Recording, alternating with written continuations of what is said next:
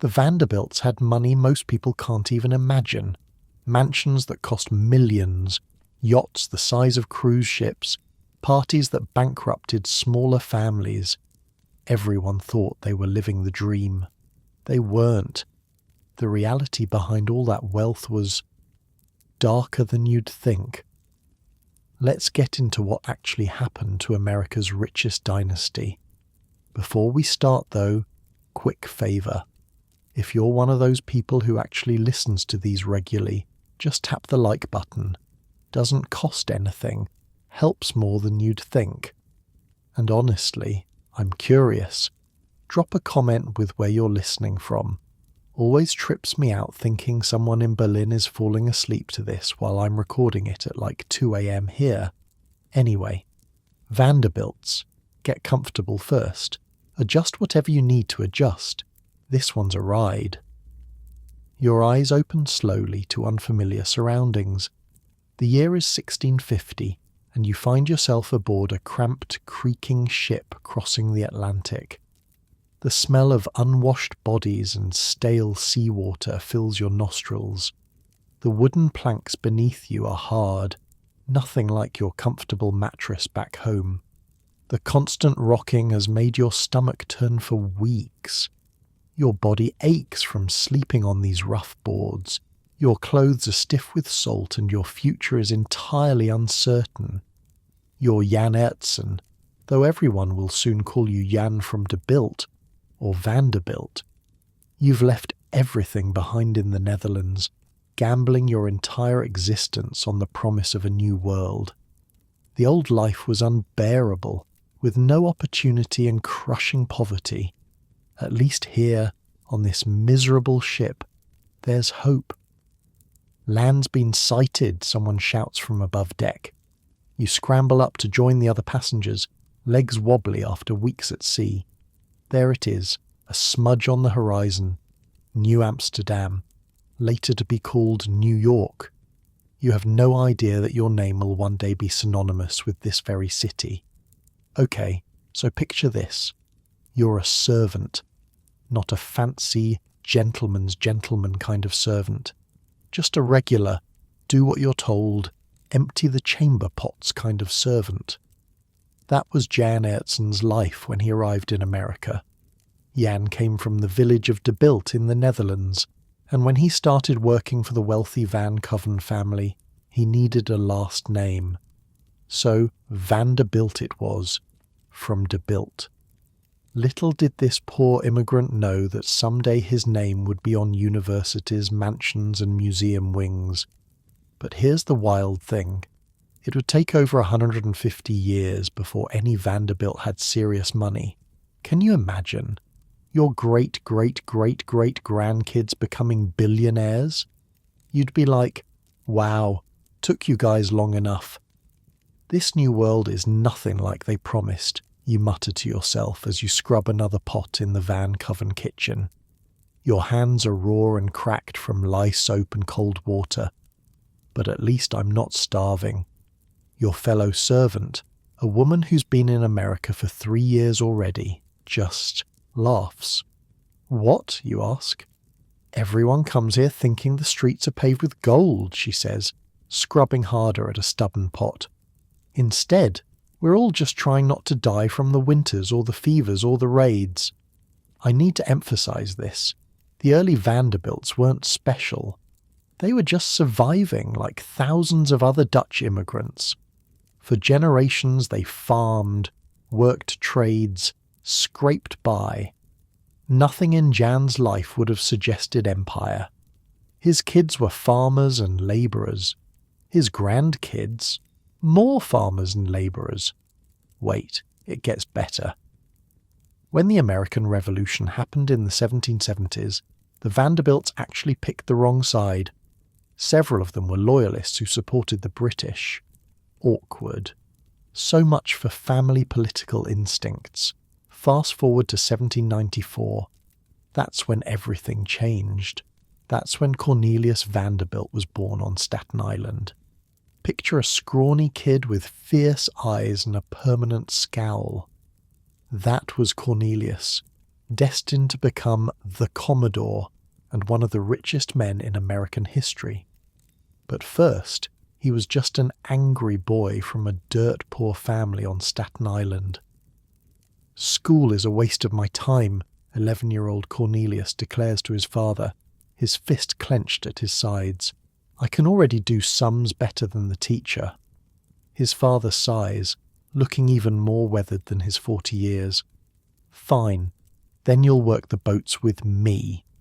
Cornelius wasn't exaggerating, by the way. The guy could multiply huge numbers in his head but could barely write his own name. He dropped out of school at 11, but that brain of his was something special. Not book smart, street smart, money smart. So young, Cornelius starts working on the ferry with his dad, shuttling people between Staten Island and Manhattan. The water is choppy, freezing in winter, and the work is exhausting. But the kid has this weird talent. He can look at any business and instantly see how to make it more profitable. By 16, he convinces his parents to loan him $100 to buy his own boat. That's like a teenager today convincing their parents to loan them $2,000 for a business venture. And remember, this family was poor. "You want to do what?" his mother asks, her hands on her hips. "Buy my own periauger," young Cornelius says, using the Dutch word for a flat-bottomed sailing vessel. "I can charge less than the other ferries and still make money." "And how exactly will you do that?" his father demands.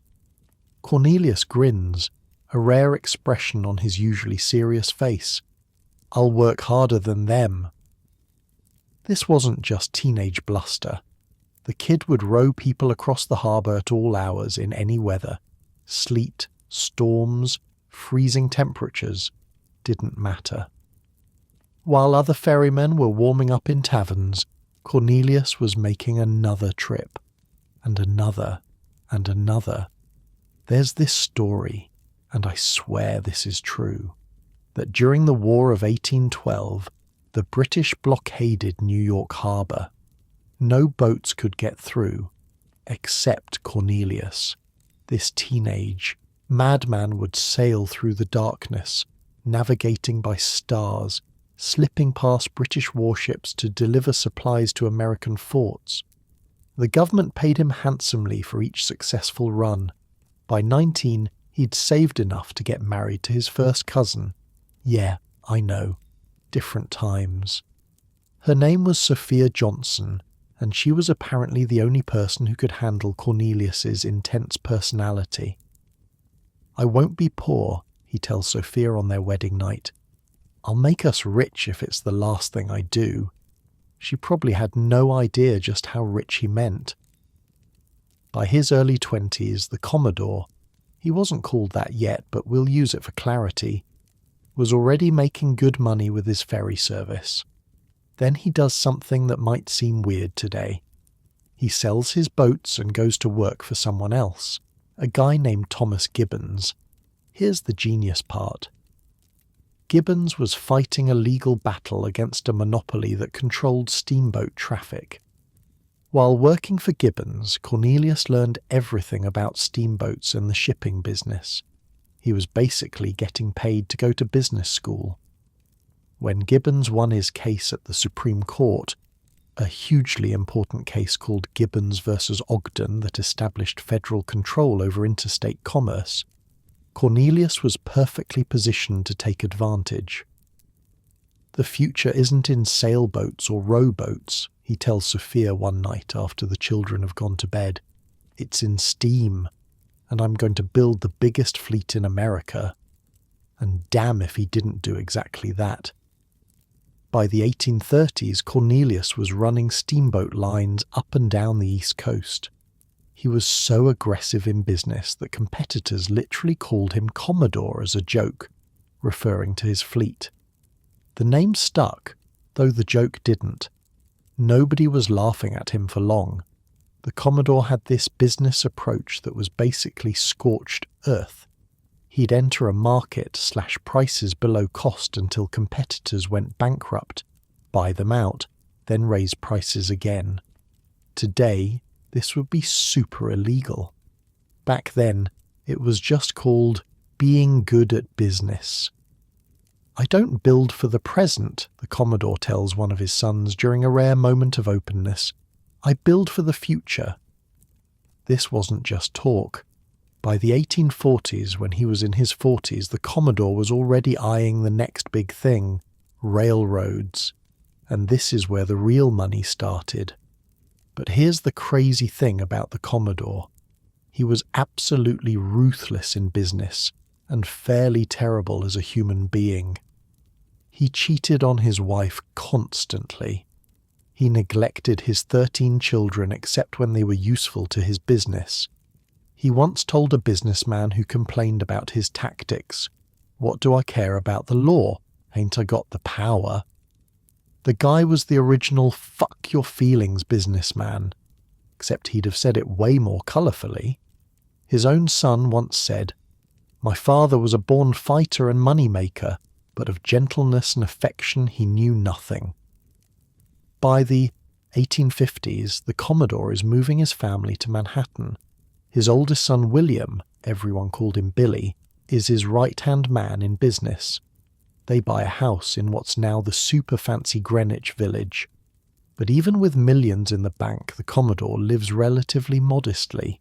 He's not into showing off wealth, just accumulating it. This was a man obsessed with building something. What exactly? Even he probably couldn't have told you. He just wanted more. More ships, more railroads, more money. It was like he was trying to fill some hole inside himself that could never be filled. During the Civil War, he donated his largest and fastest ship, the Vanderbilt, to the Union Navy. It was worth millions in today's dollars. President Lincoln personally thanked him. Congress awarded him a gold medal. But the Commodore wasn't doing it out of patriotism. He was doing it for status. He'd achieved wealth beyond imagination. But the old New York families still saw him as new money, an uncouth ferry boy from Staten Island. "They'll never accept us," his wife Sophia tells him one night, "no matter how much money you make." "Then I'll make so much they can't ignore us," he replies. After the war, the Commodore goes all in on railroads. He buys the New York and Harlem Railroad, the Hudson River Railroad, and in his greatest coup, takes control of the New York Central Railroad. By 1870, he controls the most important rail lines in America. Let me put this in perspective. This would be like one person today controlling all the airlines, plus Amazon's delivery network, plus Uber. The man had a monopoly on how people and goods move through the economic heart of America. The money is now pouring in so fast it's obscene. The Commodore is making the equivalent of millions per week. This is Gilded Age capitalism in its purest form. No income tax, no real regulations, just pure unbridled wealth accumulation. In 1876, Sophia dies after 56 years of marriage. Despite his infidelities, the Commodore is genuinely devastated. Within months, though, he remarries a much younger woman, partly to spite his children, who he thinks are just waiting for him to die so they can inherit. By early 1877, the Commodore's own health is failing. He's 82 years old, confined to his bedroom in his Manhattan mansion. His body is betraying him after a lifetime of driving it mercilessly. You stand at the window of the Commodore's bedroom, watching as a light snow falls over Manhattan. Behind you, the old man wheezes in his massive bed surrounded by the finest linens money can buy. Yet none of it seems to comfort him. "William," the Commodore croaks, and you turn. His face is gaunt, his legendary vigour finally extinguished. "Bring the lawyer." As his eldest son, you've spent your life in his shadow, trying to earn his respect. Now, with death approaching, you're about to learn if you succeeded. The lawyer arrives with papers. The Commodore's fortune is now estimated at over $100 million. That's more than $3 billion in today's money. The family gathers as the Commodore makes his final decisions. First, he donates $1 million to build a university in Nashville, Tennessee. It will, of course, be called Vanderbilt University. This isn't pure charity, it's legacy building, a way to ensure the Vanderbilt name lives forever. Then comes the bombshell. The remainder of my estate, the lawyer reads, with minor exceptions I leave to my eldest son, William Henry Vanderbilt. The room erupts. The Commodore had another son and 9 daughters, and they've just been essentially disinherited. Some break down in tears, others shout in anger. You, William, remain stoic, though inside you're reeling. Later that night, as the snow continues to fall, you sit alone with your dying father. Why? You ask simply. The old man's eyes, still sharp despite his failing body, fix on yours. Because you're the only one who would have done the same in my position. It wasn't a compliment. It was an acknowledgement that the Commodore had recognized in William the same ruthless business instinct he himself possessed. In death, as in life, the Commodore had found a way to create maximum drama. The will was sensational news across America. The richest man in the country had just cut off most of his family from his immense fortune. The siblings were, understandably, furious. 3 of them decided to contest the will in court, claiming that Billy had unduly influenced their father. They're saying I hired a spiritualist, Billy tells his wife one evening, his voice tight with anger. That I had this woman convince father to change his will. Did you? His wife asks, not looking up from her embroidery. Billy doesn't answer directly. They want their share. They'll say anything. And here's where it gets really interesting. Billy didn't want this fight to go to court. Not because he might lose. The Commodore's wishes were pretty clear. No, he was worried about family secrets coming out in public testimony. So he settled. He paid off his siblings, though not very generously. The famous Vanderbilt fortune was now firmly in Billy's control. The newspapers of the time were obsessed with the story. "The Vanderbilt will," screamed the headlines. "Family at war." Americans were simultaneously disgusted and fascinated by this display of extreme wealth and family dysfunction. But the most dramatic chapter of the Vanderbilt saga was just beginning. The Commodore had built the fortune through ruthlessness and vision. Now his son had to figure out what to do with one of the largest personal fortunes in world history. And Billy Vanderbilt would soon discover something his father never had to face. When you're that rich, money itself becomes a burden. The Commodore died on January 4th, 1877. Billy was now the richest man in America, possibly the world, and he had his own ideas about what to do with all that wealth. It's the early morning after the Commodore's death. You're William Henry Vanderbilt, heir to an unimaginable fortune, and you can't sleep. You wander through the mansion, thinking about your father. $100 million, you whisper to yourself, the number still impossible to grasp. What am I supposed to do with all this? Unlike your father, you don't love money for its own sake. You see it as a mixed blessing. You're already in your 50s, your health isn't great, and now you have this massive responsibility. "Are you coming back to bed?" your wife Maria asks, finding you staring out the window at the city lights. "Do you think I'll be remembered as just his son?" you ask her. "Is that all I am?"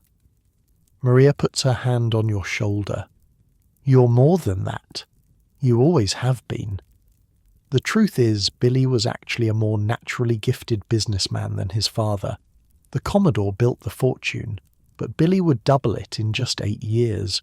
Where the Commodore was all fire and fury, Billy was methodical and strategic. But he was also a man deeply conflicted about his wealth. He famously told a reporter, "The care of $200 million is enough to kill anyone. There is no pleasure in it." Billy Vanderbilt was a reluctant millionaire. Unlike his father, who hungered for wealth like a starving man, Billy saw money as a burden. He often looked at his poorer neighbours with something like envy.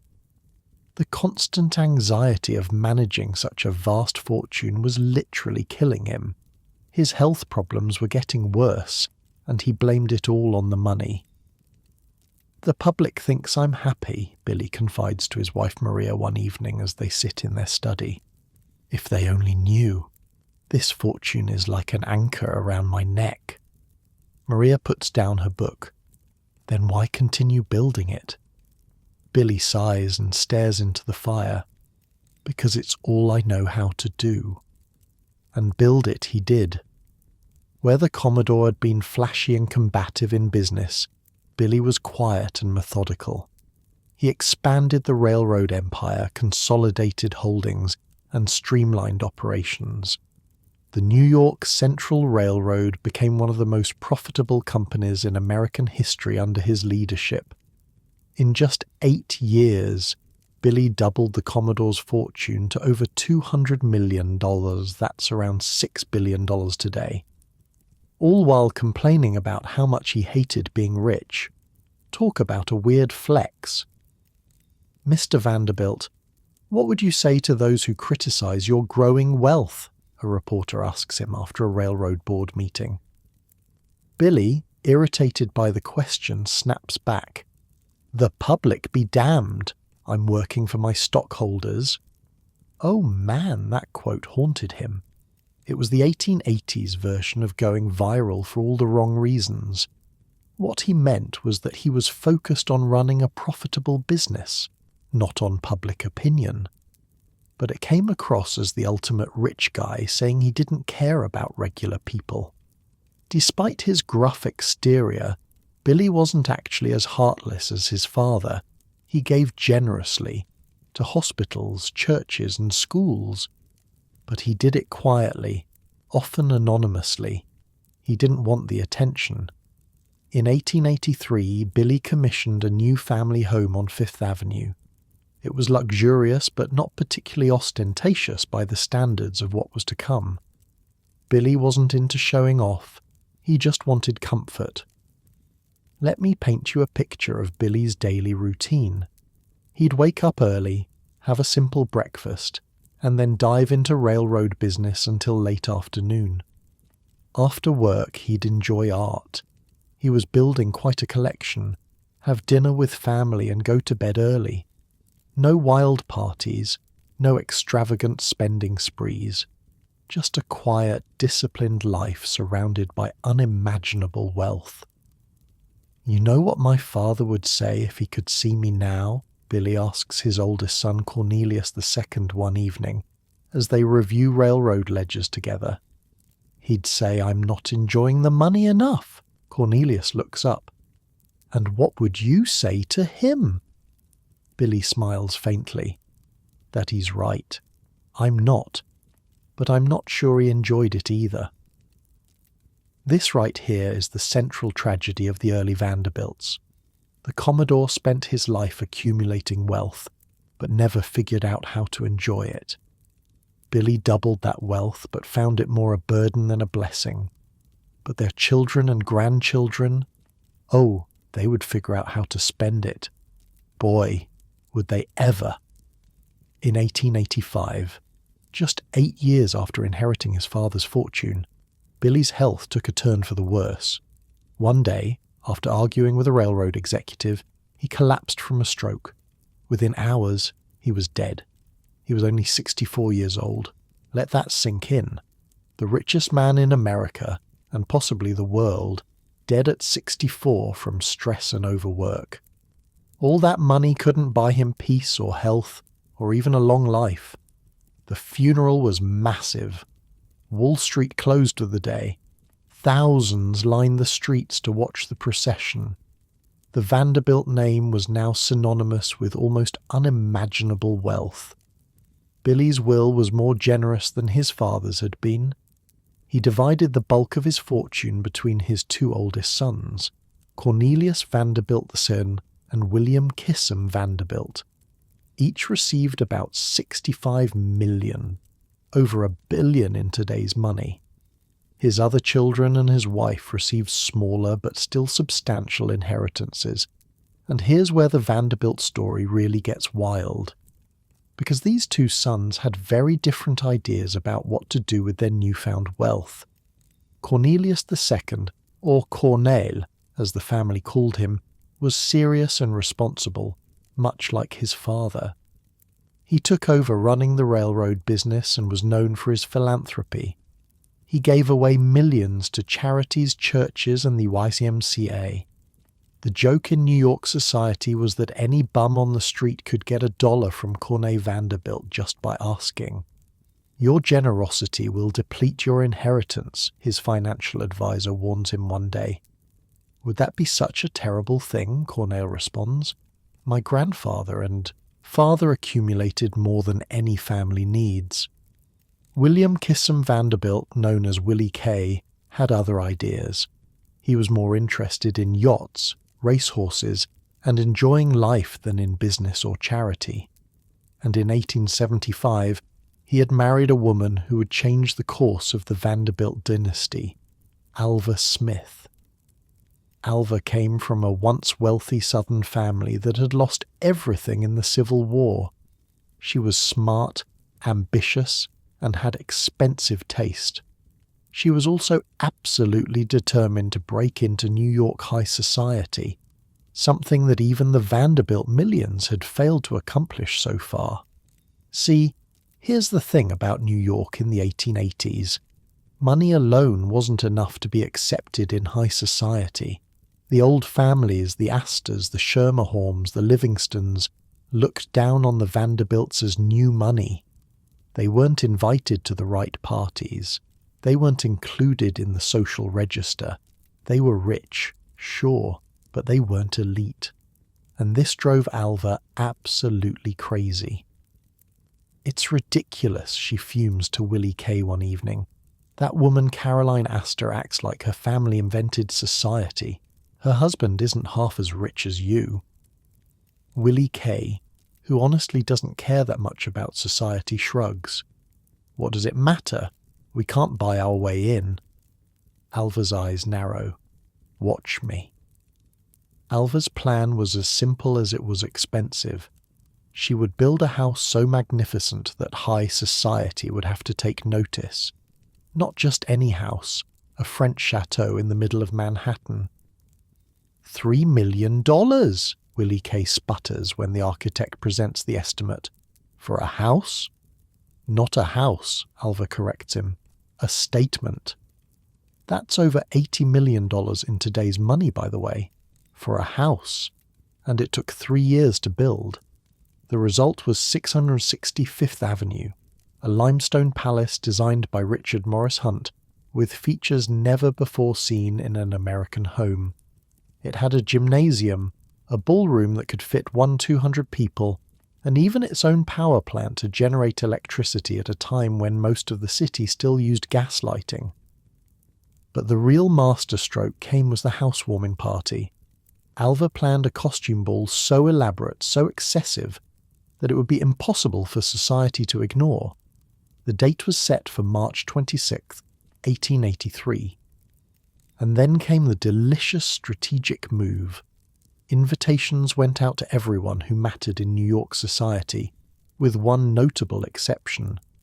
There was no invitation for Caroline Astor's daughter. Now, at this time, Caroline Astor was basically the queen of New York society. She determined who was in and who was out.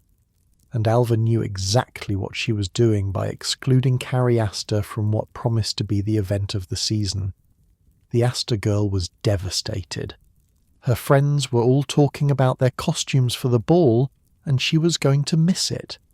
She cried to her mother, who now faced a dilemma. Caroline Astor had never formally acknowledged the Vanderbilts by leaving her calling card at their home, the 19th century equivalent of accepting a friend request. But now, if her daughter was to attend this ball, she would have to. Victory for Alva. Caroline Astor came calling. The social barrier was broken. The Vanderbilts were in. The ball itself cost over $250,000, millions in today's money, for one night of entertainment. Alva dressed as a Venetian princess, while Willie Kay came as the Duc de Guise. Cornet Vanderbilt attended as Louis XVI, ironic given that king's fate at the guillotine. The New York Times devoted its entire front page to describing the event, down to the detail of each prominent guest's costume. It marked the Vanderbilts' official arrival in high society. But this victory came at a cost beyond just money, because by this point, Alva and Willie Kay had a daughter, Consuelo, born in 1877, and Alva had very specific ideas about how to raise a child of such enormous wealth and new social standing. Picture this. Little Consuelo, just 5 or 6 years old, sitting ramrod straight at the breakfast table. She's wearing a steel back brace to improve her posture. Her mother Alva watches her like a hawk, ready to correct the slightest slouch or inappropriate movement. "Back straight, Consuelo," Alva snaps. "A lady doesn't hunch." Consuelo, fighting tears, tries to sit even straighter, the metal rods digging into her tender skin. It's not an exaggeration to say that Alva was a nightmare mother. She was determined that her daughter would be the perfect society lady, and she used pretty much abusive methods to achieve that goal. "Mother, it hurts," Consuelo complains one day about the back brace. Alva's face hardens. "Beauty requires suffering. One day you'll thank me." Spoiler alert, Consuelo did not in fact ever thank her. Besides the back brace, Consuelo's education was intense and unrelenting. She had to become fluent in 4 languages. She had to master all the social graces. She was even struck with a riding crop when she didn't meet her mother's exacting standards. Not a fun childhood, to say the least. All this while, her father Willie Kay was mostly absent, focusing on his racehorses and yachts. He set a world record for sailing across the Atlantic in his yacht, the Alva. He built a private racetrack on Long Island because public tracks weren't good enough for his horses. The man spent money like it was his full-time job. "Do you ever worry we're spending too much?" he asks Alva one evening after reviewing the monthly household expenses. She looks at him like he's speaking a foreign language. "How could we? The money grows faster than we can spend it." She wasn't wrong. Despite their lavish lifestyle, the Vanderbilt fortune was so massive that it generated more income than even Alva could spend. For now, anyway. But Alva wanted more than just social acceptance and extreme luxury. She wanted a title, an actual aristocratic European title to add to the family name. "America has no aristocracy," she complains to a friend over tea in her palatial drawing room. "In Europe they understand proper social order." Her friend raises an eyebrow. "And how exactly do you plan to acquire a European title?" Alva smiles. "I have a daughter, don't I?" "Ah, yes." Poor Consuelo, who by this time is a teenager, is about to discover that her mother has been grooming her for one specific purpose: to marry into European nobility. This wasn't an unusual goal for super-wealthy American families in the late 19th century. In fact, there was a whole wave of these marriages, American heiresses with huge dowries marrying cash-poor European aristocrats who needed money to maintain their estates and lifestyles. They even had a name, dollar princesses. But Alva took this to a whole other level of determination. By the early 1890s, Consuelo is a striking young woman. Tall and slender, with dark hair and eyes, she's considered a great beauty. And she's also one of the most eligible heiresses in America. Her dowry is rumoured to be $20 million, an astronomical sum. And Alva has her sights set on the perfect match, Charles Spencer Churchill, the 9th Duke of Marlborough. The Duke, everyone called him Sonny because his first title was Earl of Sunderland, was the cousin of a young Winston Churchill. He had an impressive title and an even more impressive ancestral home, Blenheim Palace, one of the largest and grandest houses in England. What he didn't have was money. The Marlborough family fortune was gone, and Blenheim was falling into disrepair. It was a perfect match, on paper. But there was one small problem. "I don't want to marry him, Mother," Consuelo says, tears streaming down her face. "I don't even know him." Alva's expression doesn't change. "You'll learn to know him after you're married." "But I'm in love with Winthrop Rutherford," Consuelo pleads, referring to a handsome American she's been secretly seeing. "Love?" Alva scoffs. "What does love have to do with marriage? You will be a duchess. That matters more than some fleeting emotion." But Consuelo continues to resist the idea. She doesn't want to leave America, doesn't want to marry a stranger, and definitely doesn't want to give up on the man she actually loves. So Alva, ever the strategist, takes drastic action. One morning she collapses dramatically in her bedroom. Doctors are summoned. Whispers spread through the house that Mrs. Vanderbilt is gravely ill, perhaps dying. Consuelo is called to her mother's bedside. "My heart," Alva whispers weakly. "The doctor says the strain is too much. Your refusal is killing me, Consuelo." Consuelo, horrified that she might be responsible for her mother's death, agrees to meet the Duke. Here's the kicker. Alva wasn't sick at all. It was all a manipulation to force her daughter to obey, and it worked. The Duke arrives in America and begins courting Consuelo. He's not particularly handsome, nor is he especially charming, but he has a title, and his family needs money desperately. In one of the rare moments of honesty between them, Sonny admits to Consuelo that he's not marrying for love either. "My family home is crumbling," he tells her during a chaperoned walk through Central Park. "The roof leaks in 30 places. The estate loses money every year." Consuelo, resigned to her fate, nods. "So we both have our duties." "Yes," he agrees.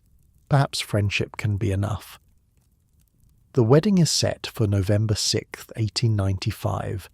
It will be the social event of the season, an American heiress becoming a duchess, joining one of England's most aristocratic families.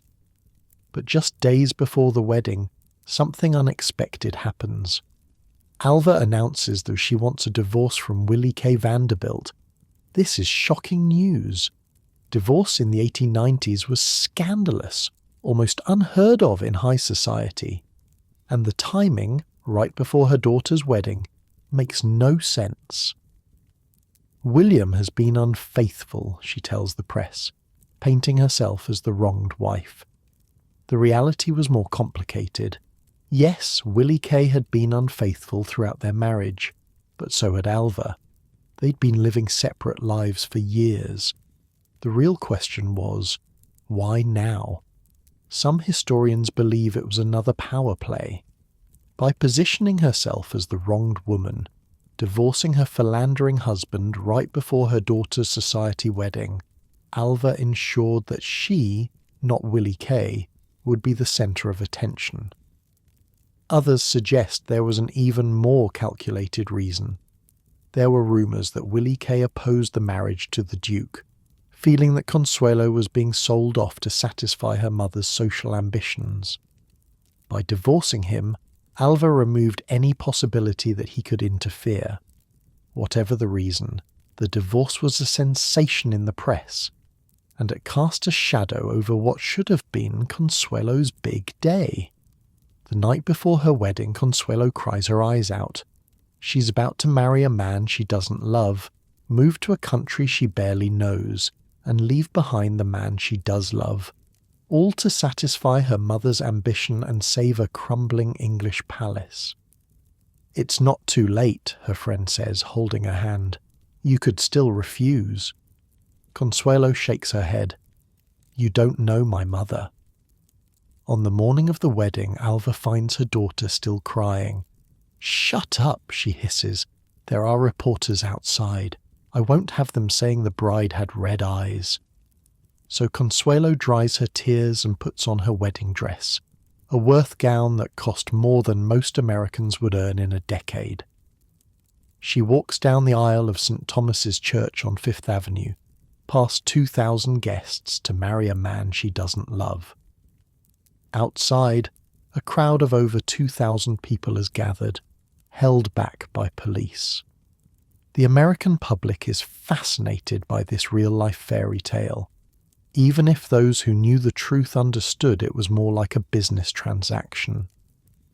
As Consuelo and the Duke exchange vows, both of them understand exactly what this marriage is. She gets a title, he gets her money. The New York Times calls it the wedding of the century. Alva calls it her greatest triumph. Willie Kay, now divorced, watches from the crowd with mixed emotions. His daughter is marrying into one of England's grandest families, but at what cost? "Are you pleased with yourself?" he asks Alva at the reception, keeping his voice low. "Immensely," she replies without hesitation. "Our daughter is a duchess. What more could a mother want?" "Her happiness, perhaps," Willie Kay suggests. Alva waves this away. She'll be happy enough with her title and her palace. After the wedding, Consuelo and the Duke sail to England. She brings with her a dowry of $2.5 million in cash, about $75 million today, and securities that would provide an annual income of around $100,000, enough to begin the massive renovations needed at Blenheim Palace. For Alva, it's mission accomplished. She's now the mother of a duchess, connected by marriage to one of the oldest aristocratic families in England. She's climbed as high as an American social climber could possibly go. But for Consuelo, the fairy tale is about to become a gilded cage. And for the Vanderbilt fortune, this is just the beginning of its spectacular unravelling. Imagine stepping off a boat onto English soil for the first time. You're Consuelo Vanderbilt, just 18 years old, and you've left behind everything you've ever known. Your country, your friends, the man you actually loved, all to become the Duchess of Marlborough. The American newspapers call you the Dollar Duchess, and that pretty much sums up your value in this transaction. "Welcome to your new home, Duchess," the Duke says formally, as the carriage approaches Blenheim Palace. Your breath catches in your throat. The palace is massive. Over 187 rooms spread across 7 acres. It makes even the Vanderbilt mansions look modest by comparison. Built in the early 1700s for the first Duke of Marlborough, it's one of England's largest homes. "It's overwhelming," you manage to say. "Wait until you see the leaking ceilings," he replies dryly. The marriage was exactly what everyone expected, a business arrangement thinly disguised as a union of hearts. Consuelo got her title, and the Duke got her money. Within weeks, Consuelo's Vanderbilt fortune was being used to replace roofs, restore artwork, and modernize plumbing at Blenheim. But money couldn't buy happiness, especially in the chilly halls of the English aristocracy. Consuelo found herself isolated, scrutinized, and thoroughly homesick. The English aristocrats viewed her as a curious American specimen, wealthy but fundamentally inferior. "They think I'm some kind of savage," she confides to her lady's maid one evening as she prepares for another formal dinner. "Yesterday, Lady Pembroke seemed surprised I could use the correct fork." The maid smiles sympathetically. "They're not used. To Americans, Your Grace." "They're happy enough to use my money to fix their roofs," Consuelo replies bitterly. The Duke, for his part, was grateful for the financial rescue, but not particularly interested in his wife. They had little in common except their mutual understanding that this was a marriage of convenience. He spent most of his time with his aristocratic friends, hunting and attending to estate business. In an odd way, the marriage did exactly what it was supposed to do. Consuelo's money restored Blenheim to its former glory. She gave birth to 2 sons, securing the Marlborough lineage.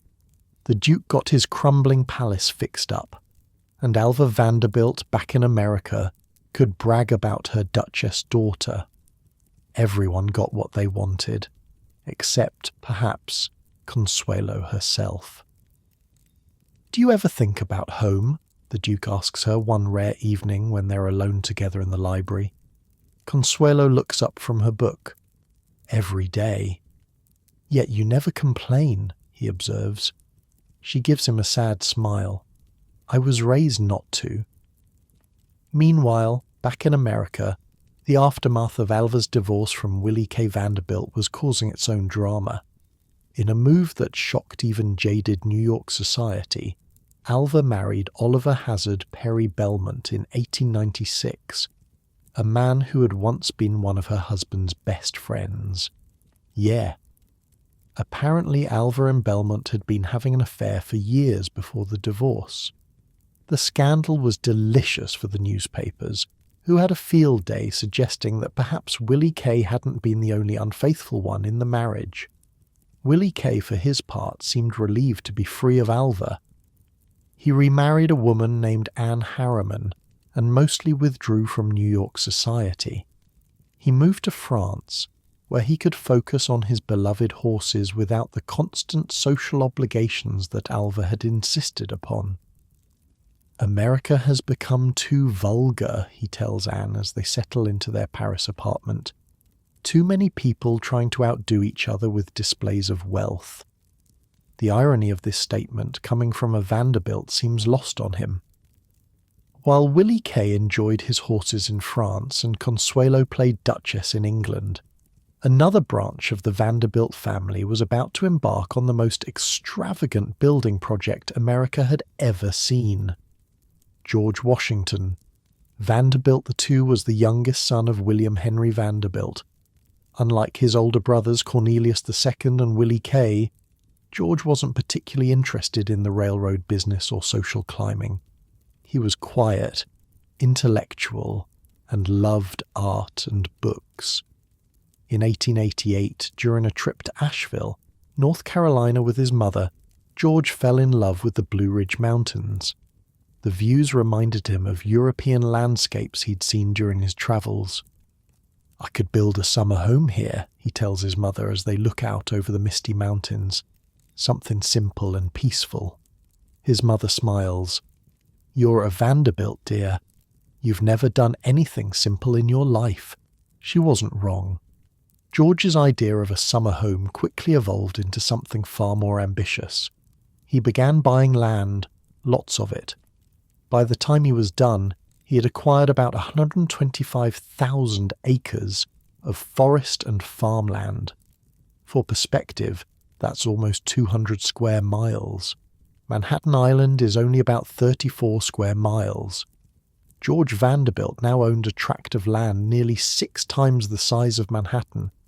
Then he hired the most famous architect in America, Richard Morris Hunt, to design his Little Mountain Retreat. Hunt had previously designed mansions for other Vanderbilts, but George wanted something different, something inspired by the grand chateau of France's Loire Valley. Frederick Law Olmsted, the designer of Central Park, was brought in to plan the grounds and gardens. This wasn't going to be just a house. It was going to be an entire self-contained world. Construction began in 1889. Hundreds of workers toiled for 6 years to create what would eventually be called Biltmore Estate. A private railroad spur was built just to bring in materials, An entire brick factory was established on site to produce the millions of bricks needed. "Is there an end in sight?" George's friend asks during a visit to the construction site in 1892. George gestures to the partially built structure. "We've only just begun. The main house will have 250 rooms." 250? His friend repeats, stunned. "What on earth will you do with so many rooms?" George smiles. "Fill them with beautiful things." The cost was astronomical, estimated at around $6 million at the time, which would be well over $150 million today. And that was just for construction. The furnishings, art and landscaping would cost millions more. While Biltmore was being built, George travelled throughout Europe, buying art, furniture, tapestries, and books for his new home. He purchased entire rooms from European castles and had them shipped across the Atlantic to be reassembled at Biltmore. On Christmas Eve 1895, George Vanderbilt officially opened Biltmore House to friends and family.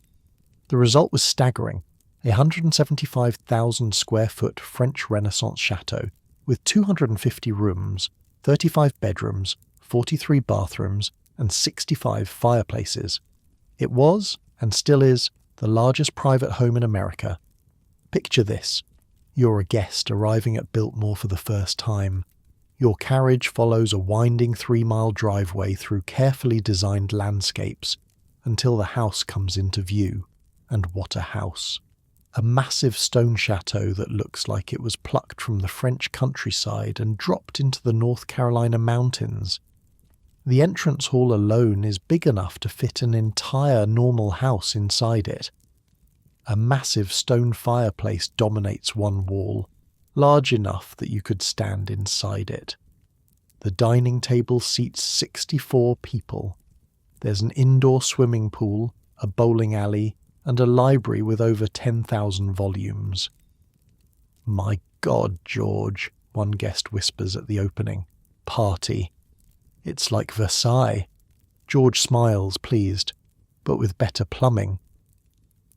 For the next several years, George lived the life of a country gentleman at Biltmore. He employed over 30 full-time staff just to maintain the house, plus hundreds more to work the farm, dairy and woodlands on the estate. Biltmore was designed to be self-sufficient, with its own farms producing food, a dairy, even a winery.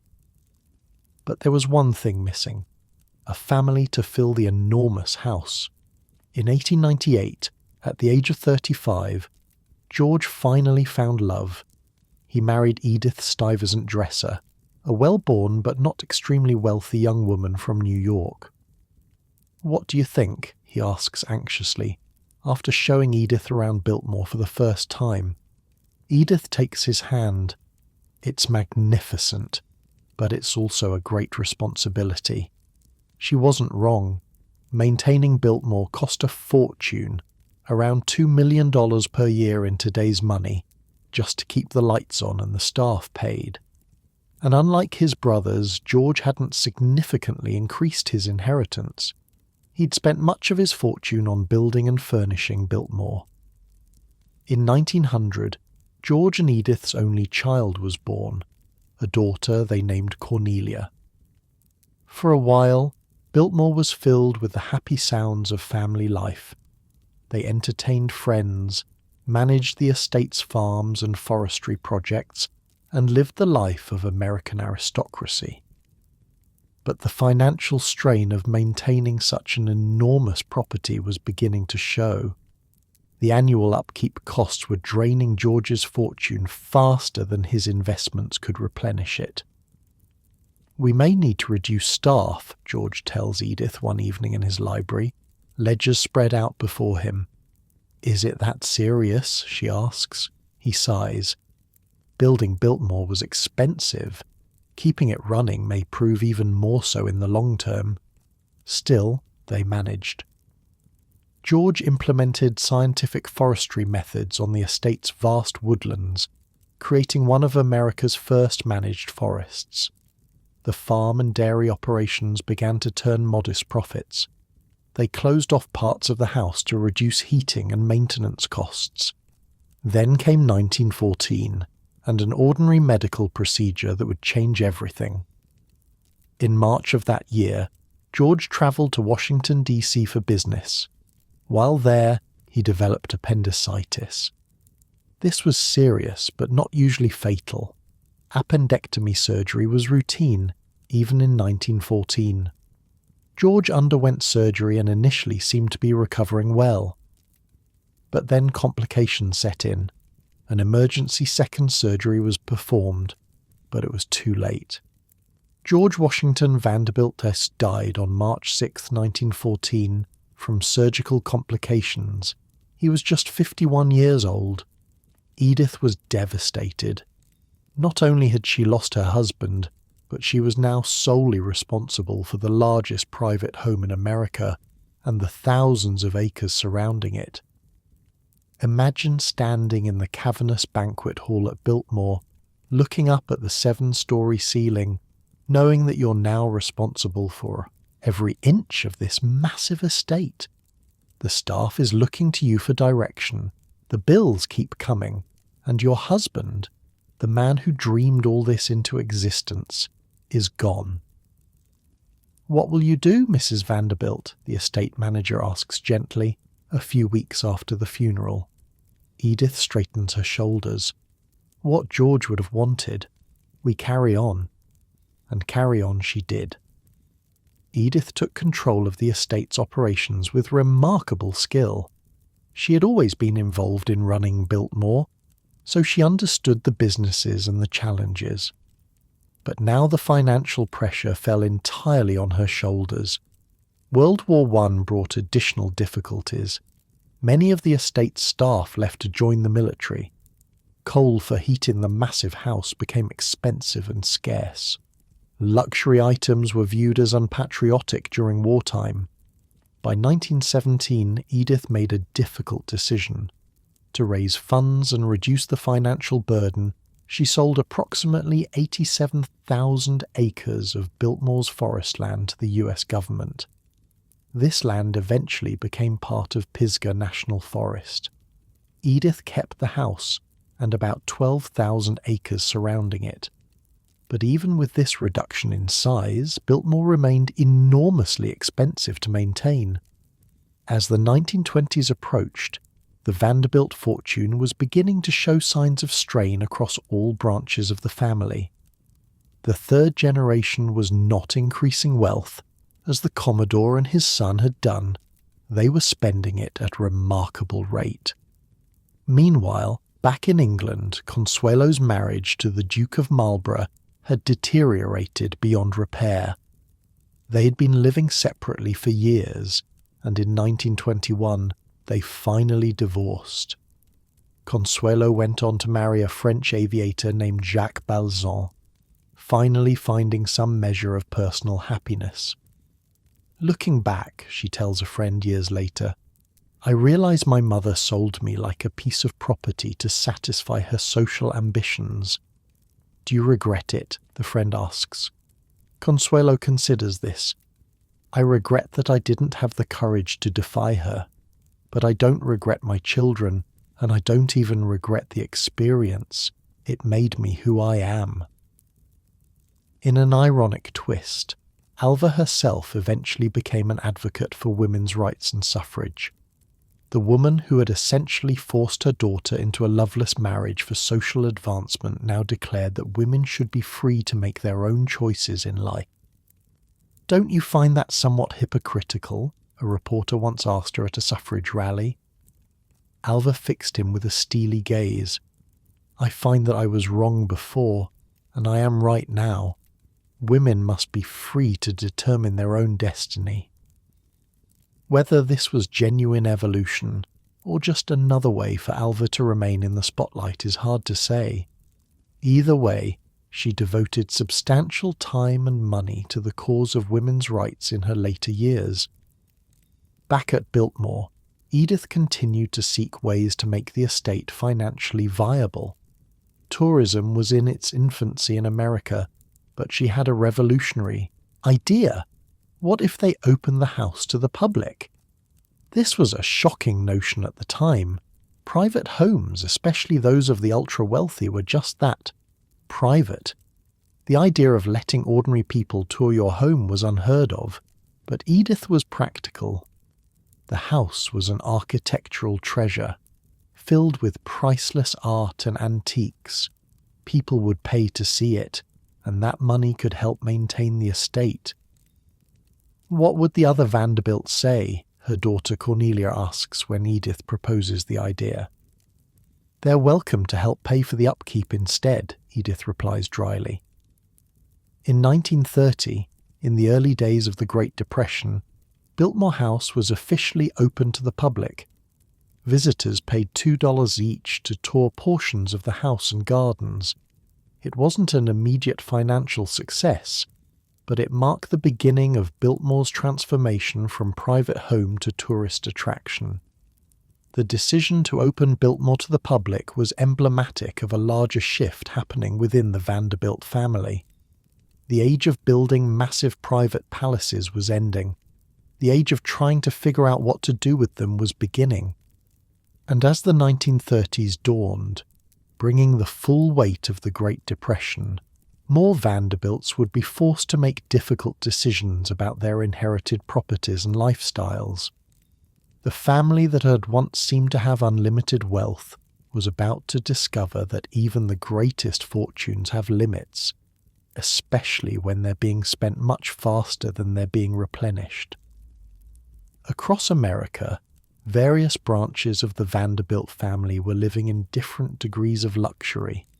Some, like Cornelius Vanderbilt III, son of Cornelius II, were still enormously wealthy. Others were beginning to feel the pinch of reduced circumstances. The problem with inherited wealth, Cornelius III remarks to a friend over brandy at his Fifth Avenue mansion, is that it tends to skip a generation in terms of the ability to manage it. My grandfather built it, my father maintained it, and I'm spending it. This pattern, builders, maintainers, and spenders, was playing out across all branches of the Vanderbilt family, and the spenders were about to face the harsh economic realities of the 1930s Depression. While George Vanderbilt was building his mountain chateau in North Carolina, his older brother Cornelius II had been constructing his own summer cottage in Newport, Rhode Island. And I use cottage in the most sarcastic way possible, because there was nothing cottage-like about the breakers. Picture this: a 70-room Italian Renaissance palace perched on the cliffs overlooking the Atlantic Ocean. We're talking 138,000 square feet of opulence, marble imported from Africa and Italy, ceilings painted by European artists, a massive great hall with 50-foot ceilings. The breakers made even Newport's other mansions look modest by comparison. "What do you think?" Cornelius II asks his wife Alice as they stand in the newly completed Great Hall in 1895. Alice takes in the soaring space with its limestone columns and gilded details. It's magnificent, but do you ever wonder if perhaps we've gone too far? Cornelius laughs. Too far? There's no such thing for a Vanderbilt. But Alice might have been onto something, because the breakers, like Biltmore, cost a fortune to build, around $12 million in today's money, and then required a small army of staff to maintain it. The family only used it for about 8 weeks each summer during Newport's social season.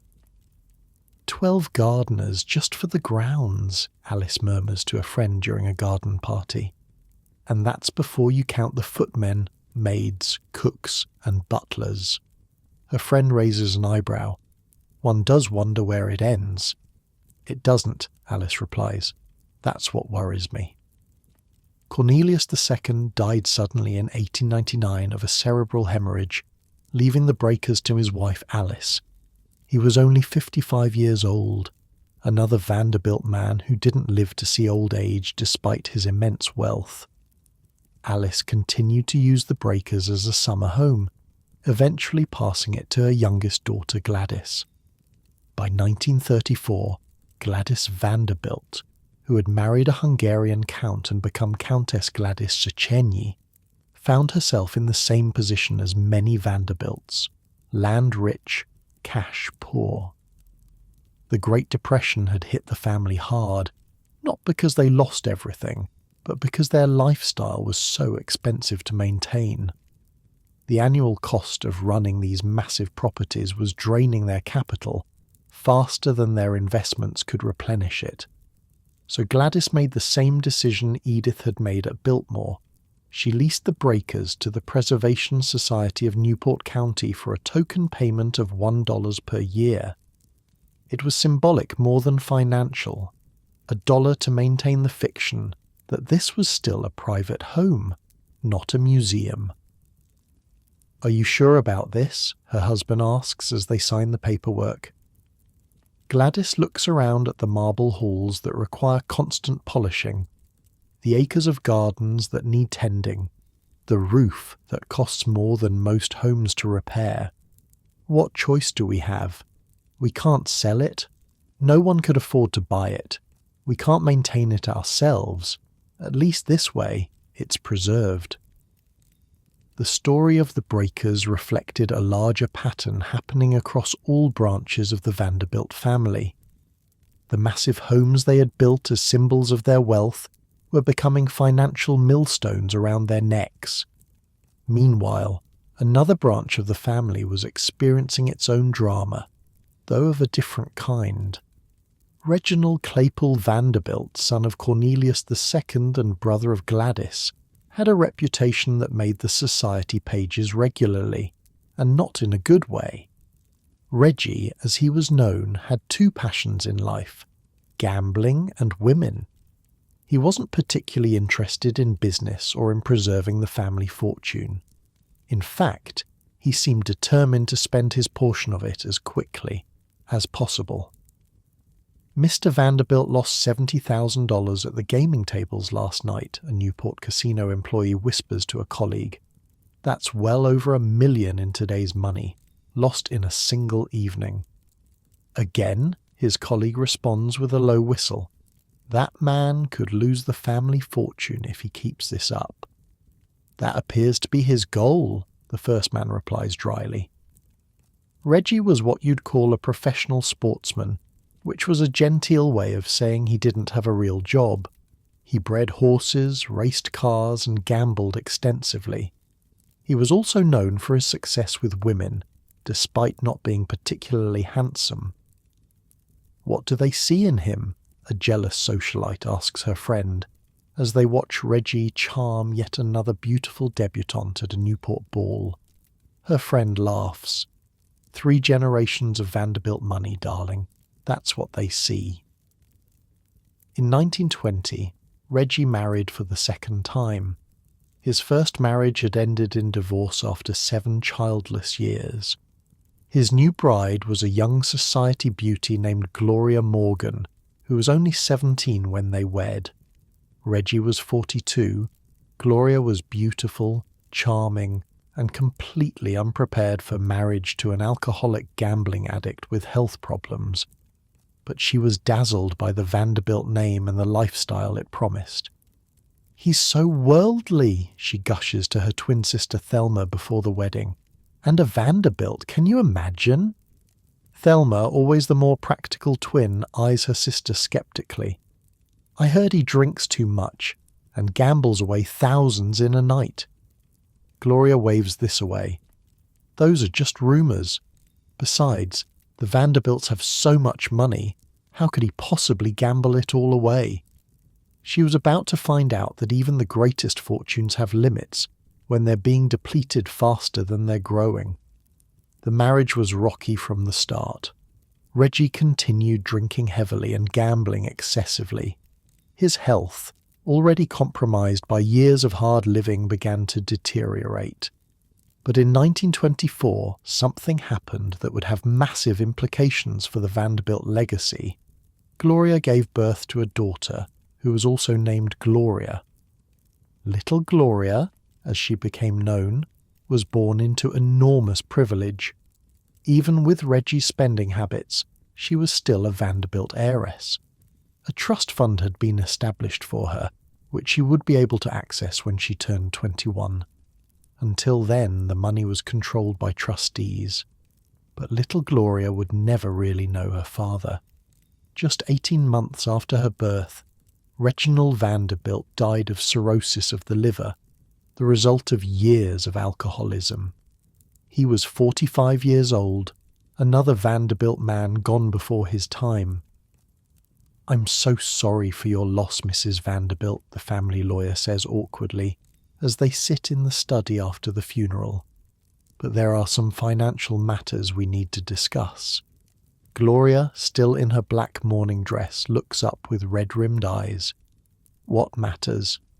The lawyer clears his throat. "I'm afraid, Mr. Vanderbilt's personal finances were not in good order. There are substantial debts." "How substantial?" Gloria asks.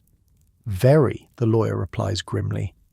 "The trust fund for little Gloria remains intact, but you personally have been left with very little." This was the harsh reality. Reggie had burned through most of his personal fortune. The grand Vanderbilt lifestyle Gloria had married into was largely an illusion held together by debt and the Vanderbilt name. Little Gloria's trust fund was worth millions, but Gloria herself had been left nearly destitute. "What am I supposed to do?" Gloria asks, panic rising in her voice. "There is a provision for you to receive $4,000 a month from little Gloria's trust fund for child support," the lawyer explains. "But that money is explicitly for the care of your daughter, not for your personal use." $4,000 a month in the 1920s was still a substantial sum, equivalent to about $60,000 a month today. But it wasn't enough to maintain the lifestyle Gloria had become accustomed to, especially considering her expensive tastes and love of European travel. So began a strange chapter in Gloria's life. She used the child support money to travel around Europe, often leaving little Gloria with her grandmother or a nanny. She became a fixture of the cafe society in Paris and London, hanging out with royalty and celebrities. "Where's your daughter?" a friend asks Gloria as they sip champagne at a cafe in Paris. Gloria waves vaguely. "With my mother. She's perfectly fine." This arrangement might have continued indefinitely if not for Gertrude Vanderbilt Whitney, Reginald's sister and little Gloria's aunt. Gertrude was wealthy in her own right. She had married into the Whitney family and was a respected sculptor and art patron. She was also deeply concerned about her niece's upbringing. "The child is being neglected," Gertrude tells her lawyer bluntly. "Her mother is gallivanting around Europe while little Gloria is raised by nannies and servants." "What would you like to do about it?" the lawyer asks. Gertrude's expression hardens. "I want custody." And so began what newspapers would call the trial of the century. A custody battle over little Gloria Vanderbilt that would expose the dysfunction of one of America's wealthiest families to public scrutiny. The trial began in 1934. Little Gloria was 10 years old. The Great Depression was in full swing, making Americans particularly unsympathetic to the problems of the ultra-wealthy. And the testimony was explosive. Gloria Morgan Vanderbilt's private life was put under a microscope. Former servants testified about her long absences from her daughter. There were allegations of inappropriate behaviour, including a shocking claim from a maid who testified she had seen Gloria in bed with another woman. The courtroom literally erupted, a reporter who covered the trial told me years later. The judge had to clear the room. In 1934, the suggestion of a lesbian affair involving a Vanderbilt was beyond scandalous. But perhaps the most damaging testimony came from little Gloria herself, who told the court she was afraid of her mother. "She never played with me," the child testified. "She was always going out. Gloria's lawyers argued that Gertrude Whitney had coached the child, turning her against her mother, but the damage was done. The judge awarded custody of little Gloria to her Aunt Gertrude. Gloria Morgan Vanderbilt was permitted supervised visitation rights, but was effectively cut out of her daughter's life. Little Gloria went to live with Aunt Gertrude in her massive Long Island estate. The trial captivated America during the depths of the Depression. Here was this enormously wealthy child, fought over by wealthy relatives, while ordinary Americans struggled to put food on the table. It reinforced the perception that the Vanderbilts lived in a different world entirely. Poor little rich girl, the headlines called her. The phrase would follow Gloria Vanderbilt for the rest of her life. But the truth was more complex. Little Gloria had been born into material wealth but emotional poverty. Her father was dead. Her mother had effectively abandoned her, and now she was living with an aunt she barely knew. "Do you miss your mother?" a child psychologist asked little Gloria during a session after the trial. The girl stared at her hands. "Which one? My real mother or my nurse?" "Your real mother," the psychologist clarified. Little Gloria shrugged. "How can you miss someone you don't really know?" Aunt Gertrude might have won custody, but she wasn't exactly the maternal type either. She was busy with her art career and social obligations. Little Gloria's primary emotional attachment was to her nurse, whom she called Dodo. "Dodo's the only one who really loves me," little Gloria confides to her diary one night. "The only one who's always there." While this drama was playing out, other branches of the Vanderbilt family were experiencing their own challenges. Cornelius Vanderbilt III, known as Neely, had been effectively disinherited decades earlier when he married Grace Wilson against his parents' wishes. Neely's father, Cornelius II, had been furious about the marriage.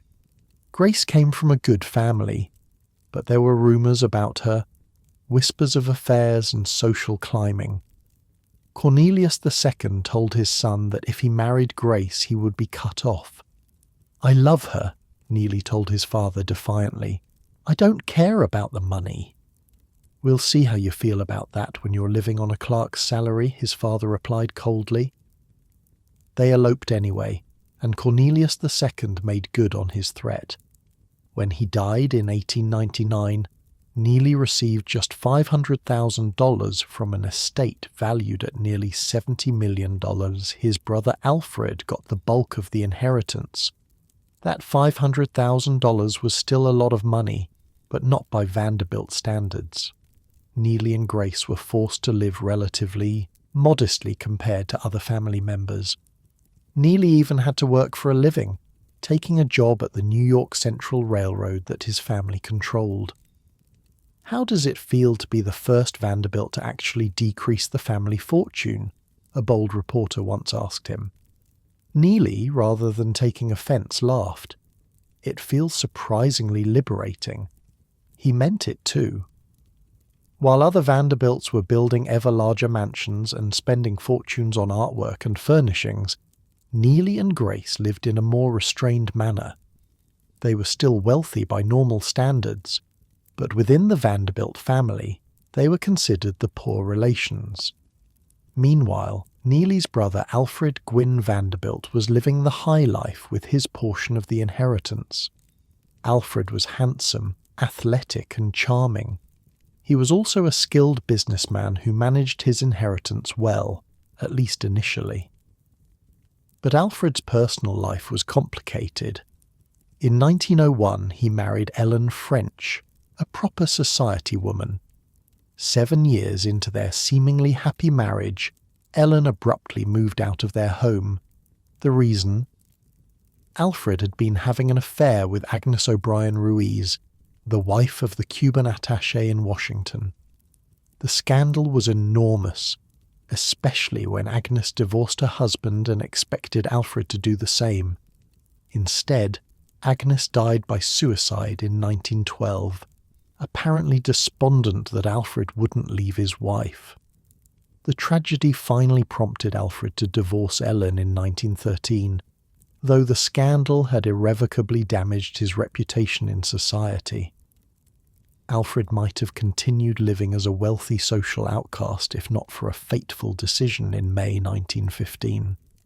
He booked passage on the RMS Lusitania for a business trip to England, despite warnings that German U-boats were targeting British passenger ships as part of World War I.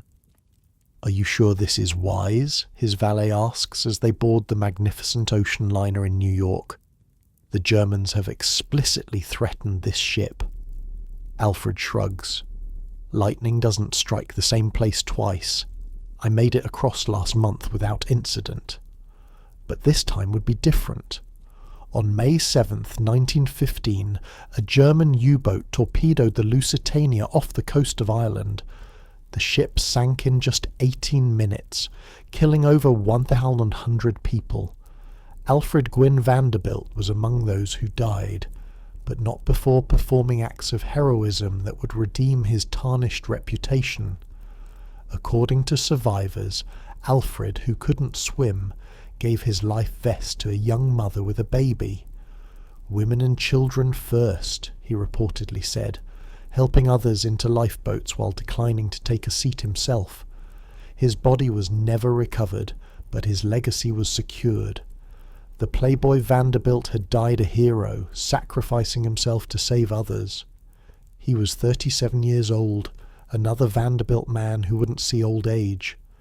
Alfred left behind 2 sons from his marriages, including Alfred Jr., who was just 5 years old when his father died. The boy would inherit millions but grow up without a father. By the 1920s, the Vanderbilt fortune was spread across dozens of heirs. The railroad empire that the Commodore had built was still profitable, but facing increasing competition from automobiles and other forms of transportation. The 3rd generation of Vanderbilts was more interested in spending money than making it, and the 4th generation was coming of age with expectations of wealth, but fewer skills for maintaining it. "The trouble with inherited wealth," observed a banker who worked with several Vanderbilt heirs, "is that it rarely comes with instruction manuals. The 1st generation creates it, the 2nd preserves it, and the 3rd spends it." The Vanderbilts were now firmly in that 3rd generation, and the spending showed no signs of slowing down, even as the economic storm clouds of the Great Depression gathered on the horizon. Growing up as the poor little rich girl wasn't easy. After the custody trial, little Gloria found herself living in Gertrude Vanderbilt Whitney's sprawling estate on Long Island. At first glance, it seemed like she had everything a child could want: a beautiful home, servants, fine clothes, the best education money could buy. But what she didn't have was a normal family life or any real sense of belonging. "Aunt Gertrude means well," little Gloria tells her nanny Dodo one night as she's being tucked in. "But she's always busy with her art or her friends." Dodo smooths Gloria's hair back. "She loves you in her own way, dear." "That's the problem," Gloria says with a wisdom beyond her years. "Everyone loves me in their own way. No one just loves me." Gertrude Vanderbilt Whitney was indeed a complex guardian. She was genuinely concerned about little Gloria's welfare, which is why she fought for custody in the first place. But she wasn't exactly the nurturing type.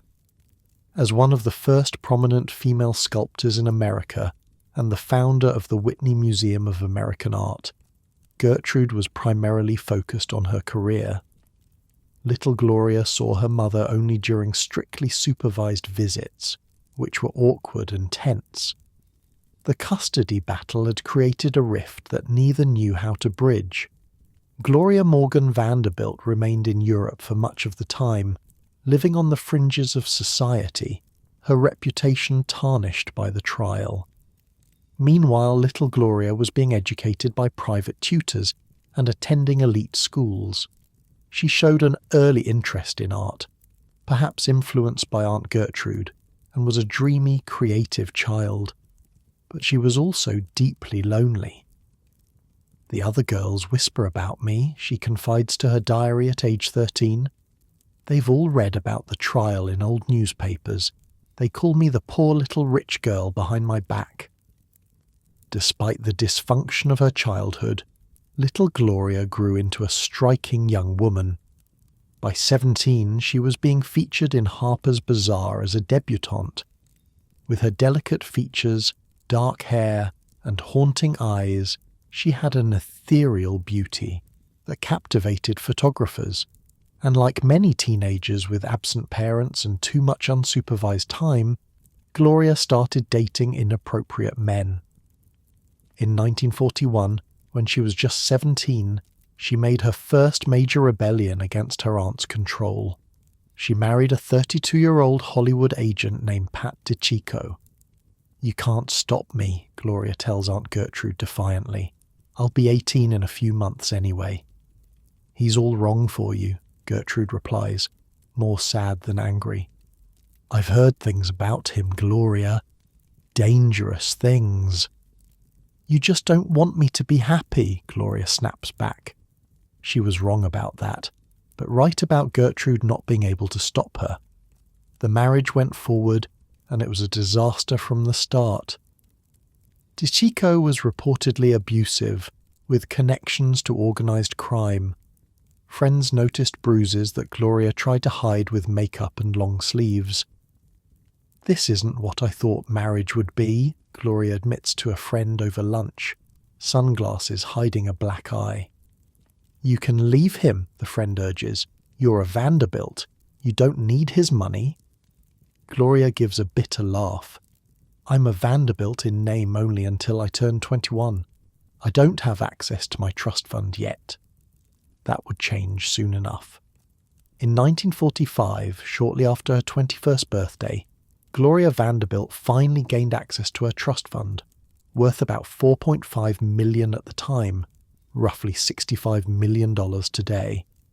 One of her first acts of financial independence was divorcing DiCicco. Her next move surprised everyone.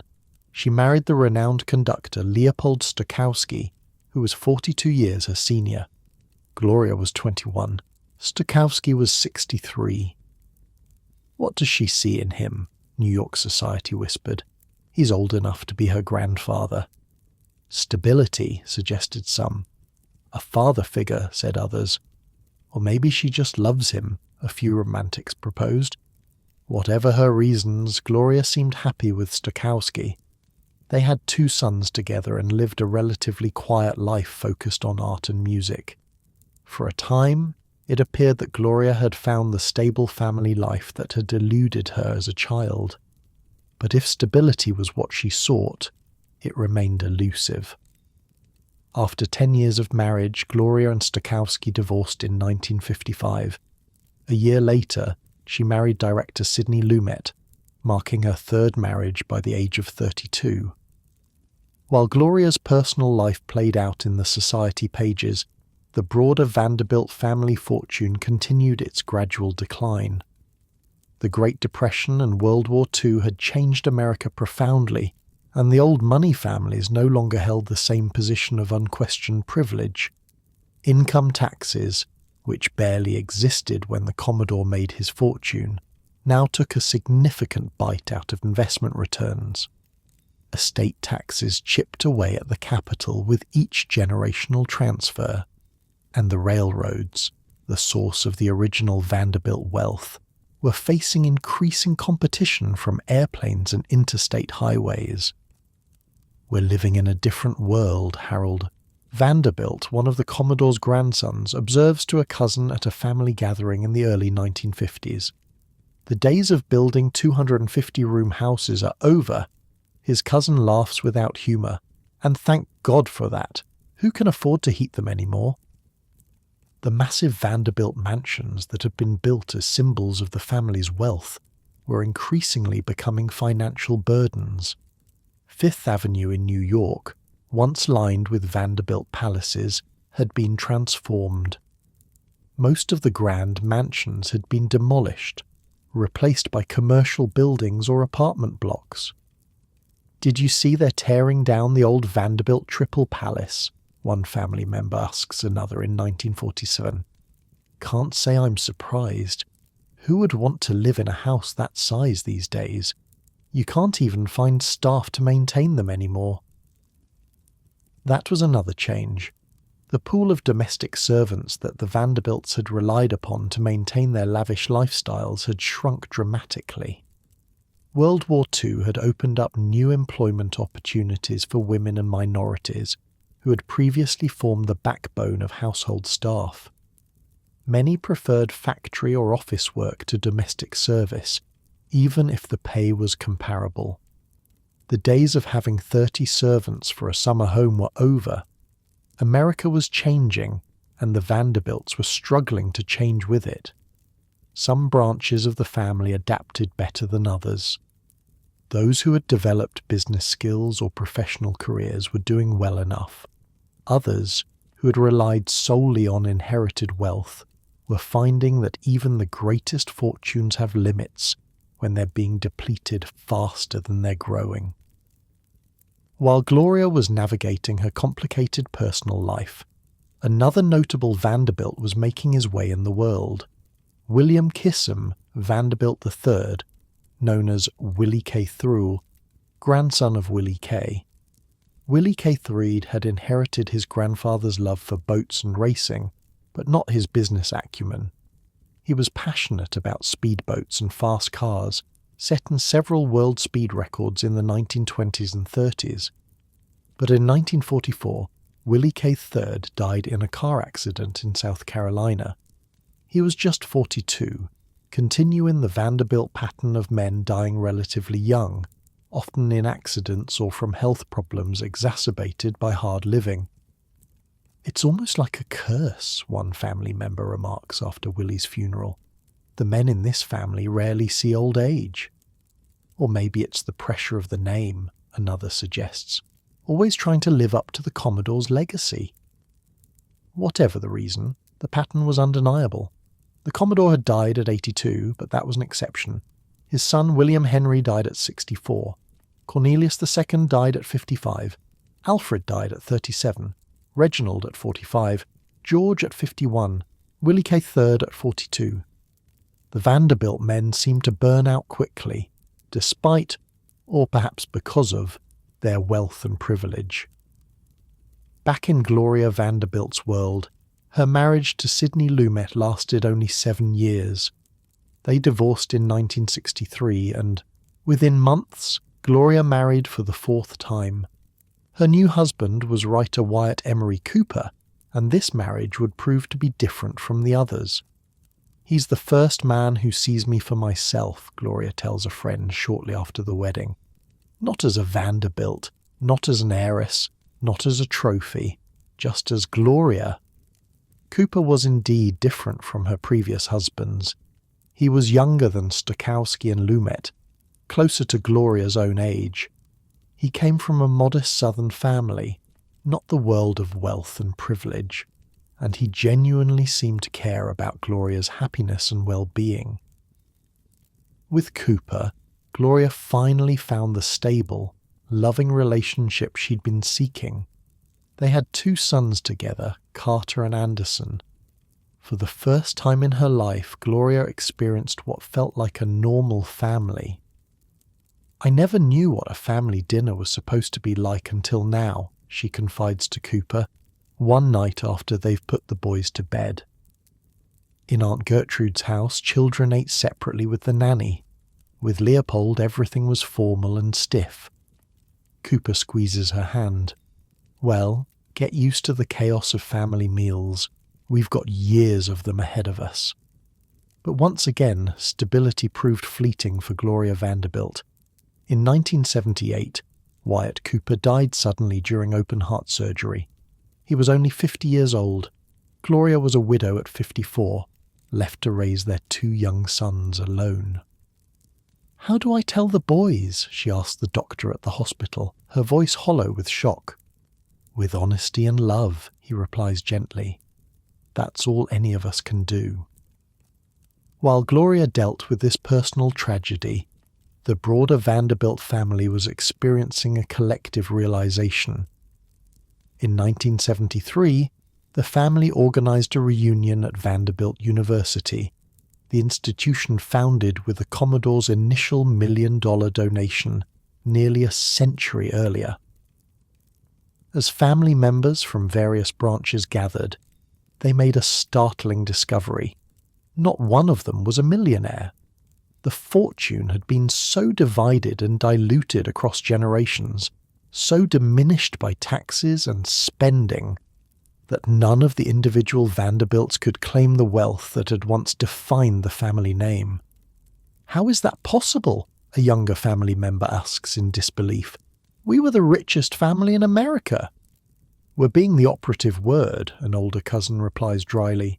"Money doesn't last forever, especially when it's divided among dozens of heirs with expensive tastes." This wasn't to say they were poor. Most were still comfortably upper middle class. But the vast wealth that had allowed previous generations to build palaces and live like royalty was gone.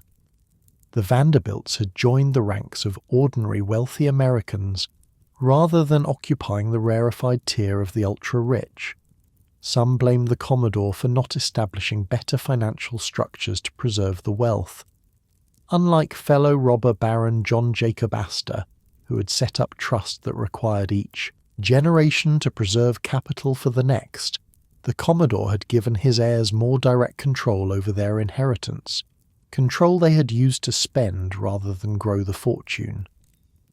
The Astor family required each generation to keep half the money in trust for the next, an elderly Vanderbilt explains to younger family members at the reunion. "We had no such requirements. Each generation could spend as they pleased, and Lord knows we did." Others pointed to the changing economic landscape of America. The Commodore had built his fortune in an era without income taxes, without estate taxes, with minimal regulation. Each subsequent generation faced a more challenging environment for preserving wealth. "The America that made us rich no longer exists," one Vanderbilt observes. "Maybe that's not such a bad thing for the country, even if it's been hard on families like ours."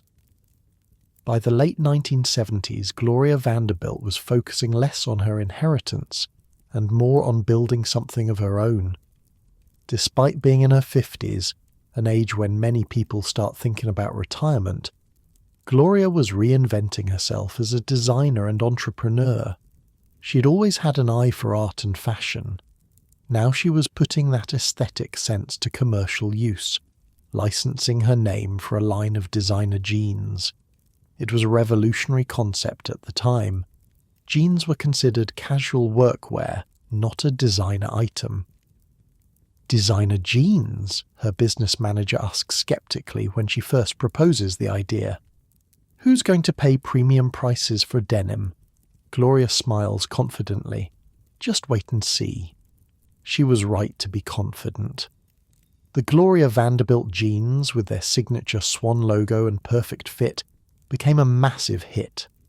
Suddenly, women were willing to pay $40 for a pair of jeans, about $150 in today's money, when standard jeans cost a quarter of that.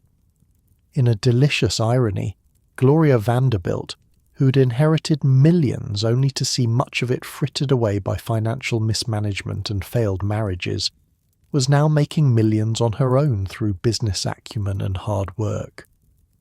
"How does it feel to be earning your own fortune?" a reporter asks her at the height of her jeans empire. Gloria's smile is genuine. "Liberating. The money I inherited came with so many strings attached, so many expectations and obligations. This money is truly mine, earned through my own efforts." It was a remarkable third act for a woman whose life had begun with so much privilege, yet so little emotional security. The poor little rich girl had transformed herself into a successful businesswoman, proving that there was more to her than just the famous Vanderbilt name. But even as Gloria found professional success, Personal tragedy continued to shadow her life. In 1988, her son Carter, just 23 years old, died by suicide, jumping from the 14th floor terrace of her Manhattan apartment while she watched in horror, unable to stop him. No parent should outlive their child, she says simply to a friend in the aftermath, her grief too profound for elaborate expression. Carter's death devastated Gloria, but she survived it, as she had survived so many other losses and challenges in her long life.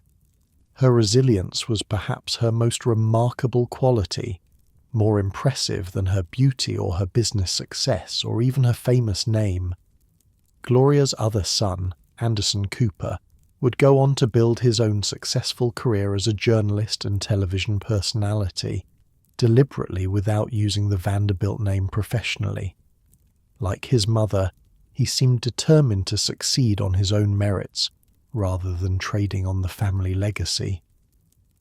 "Did you ever consider using Vanderbilt as part of your professional name?" a colleague once asked him. Anderson shook his head. "I wanted to see if I could make it on my own. The Vanderbilt name comes with a lot of baggage and preconceptions." In this, Anderson reflected a larger truth about the Vanderbilt legacy. The name that had once opened every door in America, that had represented almost unimaginable wealth and privilege, had become in some ways a burden to those who inherited it, a constant reminder of former glory, of riches squandered, of a family that had risen spectacularly, only to gradually fade back into the ranks of ordinary wealth. The Vanderbilts had experienced the most American of stories, a meteoric rise followed by a long, slow decline. From the Commodore's humble beginnings on Staten Island to the glittering peak of the Gilded Age to the dispersal of the fortune across generations, they had lived out a cautionary tale about the impermanence of wealth and the dangers of valuing money above all else. People are always fascinated by the fall of great fortunes, Gloria reflects in an interview late in her life. But what they don't understand is that money itself never made any of us happy. It was always the search for love that drove us, and in that, the Vanderbilts were no different from anyone else. How does a family lose a fortune that massive? I mean, the Vanderbilts were literally the richest family in America. So what happened? How did they go from stupidly rich to just regular rich in just a few generations? The answer lies in a perfect storm of factors, some specific to the Vanderbilts, others common to many wealthy families of the Gilded Age. Let's start with the most visible symbol of their wealth and their biggest financial drain, those ridiculous houses. We've already talked about Biltmore and the Breakers, but those were just the tip of the iceberg. At their peak, the Vanderbilts owned dozens of mansions, each one more opulent than the last. Picture this. You're standing on Fifth Avenue in New York in the 1890s. Looking down the street, you see mansion after mansion, all owned by different branches of the Vanderbilt family. There was the Petty Chateau, built by William K. Vanderbilt and Alva. Next door was the Triple Palace, 3 connected mansions for 3 different Vanderbilt families. Further down was the massive French Renaissance chateau built by Cornelius II. It looks like they're trying to recreate the royal quarter of a European capital, a visitor from London remarks to his New York host as they stroll down the avenue. "That's exactly what they're doing," the New Yorker replies, "except these palaces are only occupied a few months of the year." And therein lay one of the problems. These weren't just homes, they were statements, built to impress rather than to live in. The Vanderbilts maintained elaborate schedules, moving between properties with the seasons like migratory birds made of money. Winter might be spent at their Fifth Avenue mansion in New York. Spring could find them at their country estate in Hyde Park or Newport.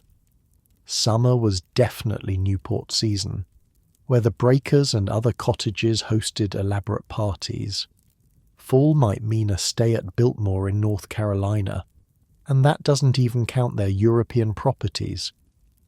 The heating bill for the breakers alone would bankrupt a normal family, a Newport local quips to a neighbour as they watch servants opening the mansion for the season. And they're only here 8 weeks of the year. Each of these properties required a full staff year-round, even when the family wasn't in residence. Gardeners had to maintain the grounds. Security was needed to protect the art and valuables. Engineers kept the mechanical systems running. Cleaning staff preserved the interiors. It was like maintaining museums, dozens of them. By the 1940s, the cost of keeping these mansions had become unsustainable. Property taxes were rising. Skilled domestic help was harder to find and more expensive to employ. The maintenance costs for century-old buildings were astronomical. "What are we supposed to do with these places?" one Vanderbilt heir asks during a family meeting about their Fifth Avenue mansion. "No one wants to live in a 50-room house anymore. We can't sell it. Who would buy it? We can't afford to maintain it. We're trapped." The solution, in many cases, was demolition. One by one, the great Vanderbilt mansions on Fifth Avenue were torn down, replaced by commercial buildings or apartment blocks. By the 1950s, almost all were gone. The land was valuable, but the houses themselves had become white elephants, expensive to keep, impossible to sell. But the houses were just symptoms of a larger issue. The Vanderbilts spent money like no one else. They collected art like it was going out of style. They built private railways just to reach their homes. They maintained fleets of yachts. They threw parties that cost millions in today's money for a single evening's entertainment. When my grandfather wanted to travel to his country home, a fourth-generation Vanderbilt tells a friend in the 1960s, he didn't just take a car or even a limousine. He had a private train with a full dining car and sleeping compartments. "For a 2-hour journey," his friend laughs. "That seems excessive." "That was the point," the Vanderbilt replies. "Excess was the family business." Another factor in the decline was the lack of financial structures to preserve the wealth across generations. Here, the comparison with the Astor family is instructive. John Jacob Astor, another 19th century multimillionaire, established strict provisions for his fortune. His will required that half of each inheritance be kept in trust for the next generation. Vanderbilt heirs, by contrast, generally received their full inheritance outright, with no obligation to preserve capital for their children. The Astors understood something fundamental about wealth, a financial advisor to both families explained years later. If each generation spends just a bit more than the investment returns, eventually there's nothing left.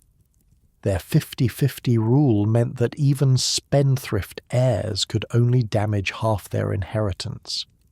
The Commodore, for all his business genius, failed to implement similar protections. He believed in survival of the fittest.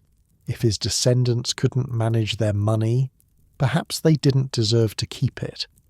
It was a philosophy that aligned with his ruthless approach to business, but proved disastrous for the family fortune. Then there was the matter of too many heirs. By the third and fourth generations, the Vanderbilt fortune had been divided among dozens of descendants. What had been an unimaginable sum when concentrated in the hands of the Commodore, or even his son William, became much more modest when split 50 ways. Simple math, as one family member put it. Take $1 billion, divide it by enough people. Eventually everyone has just a few million. Split those few million among their children, and soon you're talking about regular upper-middle-class money, not dynasty wealth.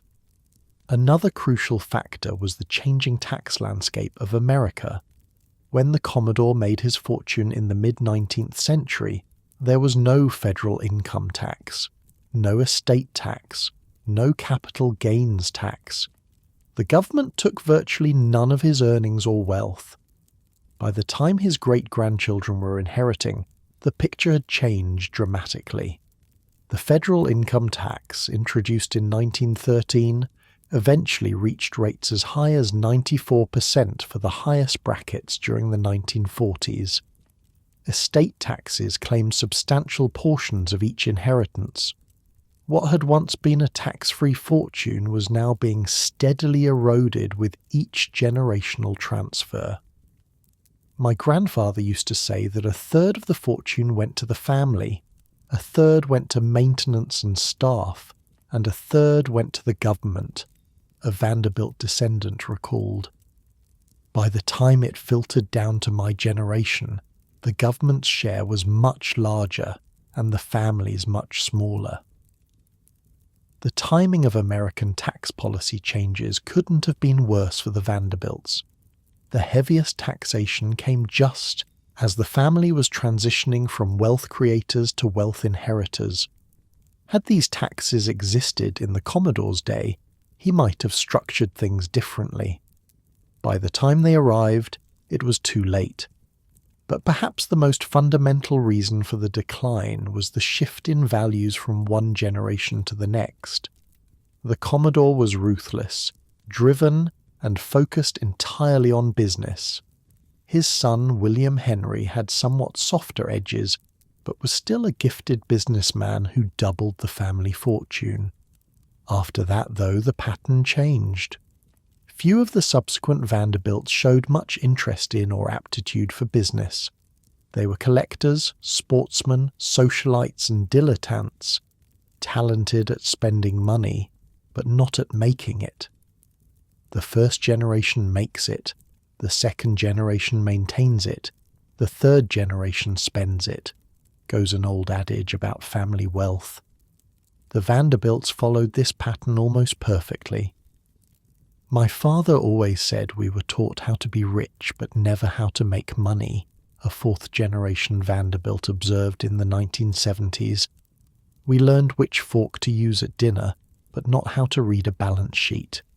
We could order in French but couldn't understand a business contract. This lack of financial education proved fatal to the fortune. Each generation lived off the capital rather than just the income, gradually depleting what had once seemed an inexhaustible supply of money. By the 1970s, even the trust funds were running dry. Gloria Vanderbilt, who had once been America's most famous heiress, found herself creating a new fortune through her fashion empire because her inherited wealth was largely gone, lost through a combination of mismanagement, bad advice, and lavish spending. The day I realized I needed to make my own money was terrifying, and then liberating, Gloria told a reporter late in life. Suddenly I wasn't defined by a fortune I'd done nothing to earn. I could create something of my own. Not all the Vanderbilts experienced financial difficulties, of course. Those who developed their own careers or businesses often did well. But the days of building 250-room houses and maintaining a staff of hundreds were over. The Vanderbilts had rejoined the ranks of the merely wealthy, rather than occupying the stratosphere of the ultra-rich. One of the most visible symbols of this decline was the fate of those magnificent homes they'd built. By the 1950s, most of the Fifth Avenue mansions were gone. Newport's massive cottages had largely been turned over to preservation societies or opened as tourist attractions. The Breakers, once the private playground of the Cornelius Vanderbilt branch, now welcomes thousands of paying visitors each year. My great-grandfather built this as a private home, a Vanderbilt descendant muses, while visiting the Breakers as a tourist in the 1980s. Now I pay admission to see it like everyone else. There's something humbling about that. Biltmore had a slightly different fate. Still owned by George Vanderbilt's descendants, it has been transformed into a highly successful tourist attraction and diversified business, with a hotel, winery, and working farm on the property. The family kept ownership by turning the White Elephant into a profitable enterprise, perhaps the most entrepreneurial move any Vanderbilt had made since the Commodore's day. "We couldn't afford to keep it as a private home," William Cecil, George Vanderbilt's grandson, explained about Biltmore, "so we had to make it pay for itself." This pragmatic approach, so different from the aristocratic pretensions of earlier Vanderbilt generations, helped preserve at least one of the great family homes for posterity. Not all the mansions were so lucky. Many were demolished when maintenance became too expensive. Others burned down. Some were donated to universities or governments. A few were purchased by nouveau riche families of later eras, continuing the cycle of wealth and display. "It's strange to think that most of what the Vanderbilts built is gone," an architectural historian noted in the 1990s. "For a family that tried so hard to create permanent monuments to their wealth, very little remains intact." Indeed, the physical legacy of the Vanderbilts is surprisingly modest given the magnitude of their former wealth. Biltmore still stands. The breakers and a few other Newport cottages survive as museums. Vanderbilt University continues to educate students. The Whitney Museum, founded by Gertrude Vanderbilt Whitney, remains an important cultural institution. But the vast majority of what they created, the mansions, the artwork collections, the elaborate gardens, the private railways, has disappeared, either physically demolished or dispersed through sales and auctions. In a way, the fate of their physical legacy parallels the fate of their fortune. What once seemed permanent and inexhaustible proved to be neither. The money was always flowing out faster than it was flowing in, a financial advisor to several Vanderbilt heirs explained. They lived as if the principal would never run out, but eventually it did. By the early 21st century, the Vanderbilt name no longer conjured images of unimaginable wealth. Gloria Vanderbilt, despite her successful fashion business, left a relatively modest estate when she died in 2019 at the age of 95. Her son, Anderson Cooper, has been open about the fact that he didn't inherit a significant fortune from his mother. "My mum made it clear there was no trust fund," Cooper told Howard Stern in an interview. "I'm glad. I think inheritance is a curse." Coming from a descendant of what was once America's wealthiest family, this statement speaks volumes about the Vanderbilt experience with inherited wealth. What the Commodore had seen as the ultimate achievement, amassing a fortune for his descendants, had in many ways become a burden rather than a blessing. And perhaps that's the real lesson of the Vanderbilt saga. Money, no matter how much, doesn't guarantee happiness or fulfillment. It doesn't even guarantee continued wealth unless carefully managed and preserved.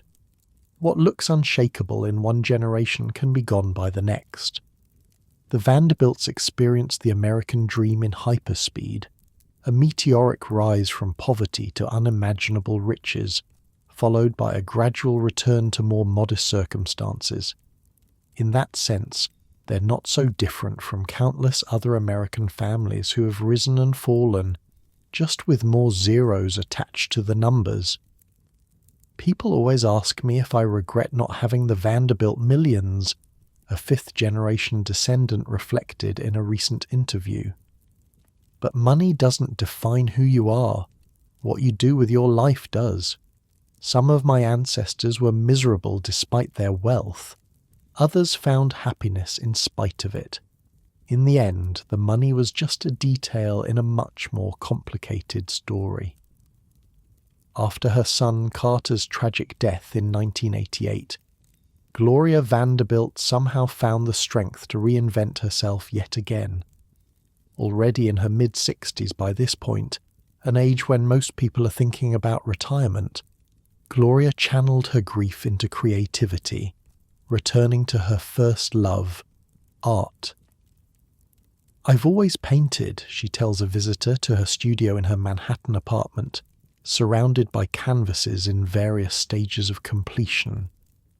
"Even as a little girl, it was my escape from loneliness." Her paintings and collages, often dreamlike and deeply personal, began to attract serious attention from galleries and collectors. She wrote memoirs and novels that drew on her extraordinary life experiences.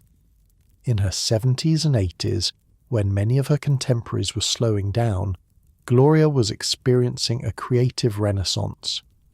"Age is irrelevant," she says in an interview on her 90th birthday. "I still feel like I'm 30, except that I have more wisdom and experience now." Meanwhile, her surviving son Anderson was building his own career as a journalist. After graduating from Yale, he took a job at Channel One News, reporting from war zones and disaster areas around the world. He deliberately chose not to use the Vanderbilt name professionally, wanting to succeed on his own merits, rather than trading on his famous heritage. "Did you ever worry about him?" a friend asked Gloria over lunch in the early 1990s, referring to Anderson's dangerous assignments in places like Somalia and Bosnia. Gloria's expression is complicated, pride mixed with fear, constantly. But I understood his need to test himself, to find meaning in helping others. After losing Carter, well, I think Anderson needed to confront the fragility of life directly. What's fascinating about Anderson Cooper's career trajectory is that he was essentially rejecting the path that his Vanderbilt ancestors had created. Instead of living off inherited wealth and social position, he chose a profession that required him to work hard, take risks, and build his own reputation. "I knew at a young age I didn't want to be dependent on my mother's money or the Vanderbilt fortune, what little was left of it," Cooper explained in interviews years later. "I wanted to forge my own path." This attitude represented a significant shift from earlier Vanderbilt generations, who had largely viewed their wealth as an entitlement that enabled them to avoid conventional work. The Commodore would likely have been puzzled by a descendant who deliberately chose career over comfort, but he might also have recognized something of his own drive for independence in Anderson's choices. Gloria's relationship with her son was close, but respectful of boundaries. She never pressured him to leverage the Vanderbilt name, nor did she express disappointment when he chose journalism over more lucrative careers. "My mother taught me that you have to follow your passion," Anderson shared in a documentary years later. Given her own life experiences, she understood better than most that money doesn't guarantee happiness.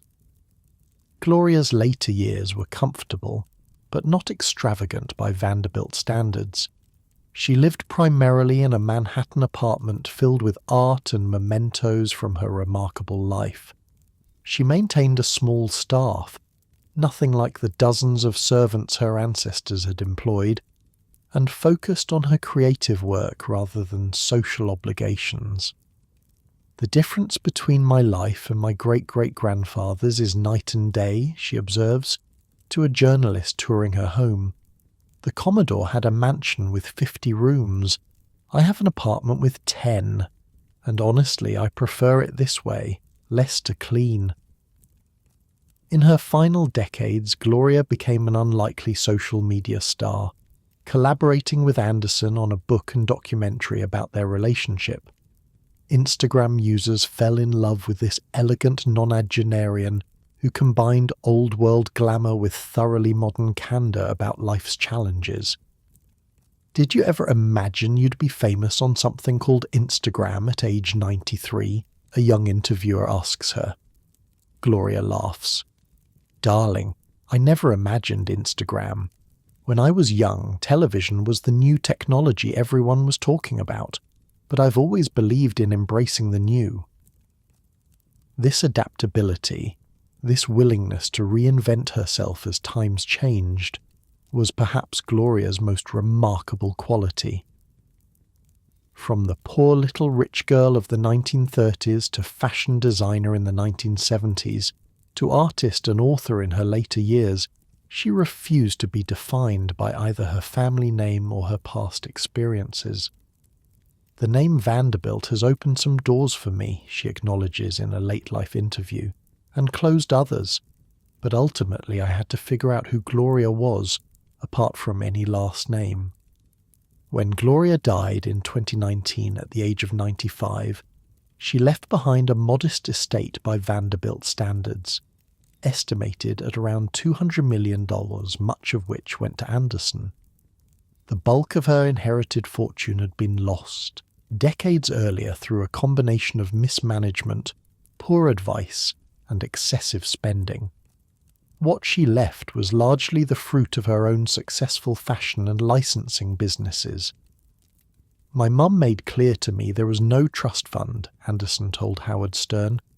There's no inheritance. I'm very thankful that my parents and my mum taught me that, and I think it's an initiative to create something on my own. This statement would have been unthinkable for earlier generations of Vanderbilts, for whom inheritance was the central fact of their financial lives. It marks a profound shift in values, from wealth preservation to self-creation, from passive inheritance to active earning. In this way, Anderson Cooper perhaps has more in common with his great-great-great-grandfather, the Commodore, than with the generations in between. Both had to make their own way in the world, relying on talent and determination rather than family money. But the Vanderbilt story isn't just about money. It's also about the peculiar burdens of famous names and outsized legacies. Throughout his career, Anderson has had to navigate the shadow of the Vanderbilt history, even while establishing his own distinct identity. People are always surprised when they learn my mother was Gloria Vanderbilt, he notes in an interview. I've never tried to hide it, but I don't lead with it either. It's just one fact about me, not the defining one. This approach, acknowledging the family connection without being limited by it, represents a healthy resolution to the complex psychological legacy of the Vanderbilt name. Unlike some of his ancestors, who seem trapped by their inherited identity, Anderson has found a way to honour his heritage while transcending it. The evolution of the Vanderbilt family across 6 generations offers a fascinating window into American attitudes toward wealth, class, and success. The Commodore, born in 1794, embodied the rough-edged capitalism of the early republic, unregulated, unapologetic, and often brutal in its methods. His son, William Henry, represented the transition to more respectable business practices, though still focused primarily on accumulation. The third generation, the builders of the great mansions, reflected the Gilded Age obsession with European aristocracy and old-world refinement. They used their industrial wealth to mimic the trappings of noble birth, creating a uniquely American version of aristocracy based on dollars rather than titles. The fourth generation, coming of age around the time of World War I, began to shift from wealth accumulation to wealth preservation and social position. By the fifth generation, which included Gloria, the focus had moved to individual fulfillment and self-expression, often in artistic or creative fields rather than business. And now the sixth generation, represented by Anderson Cooper, has largely moved beyond Vanderbilt wealth entirely, building careers and identities separate from the family fortune and legacy.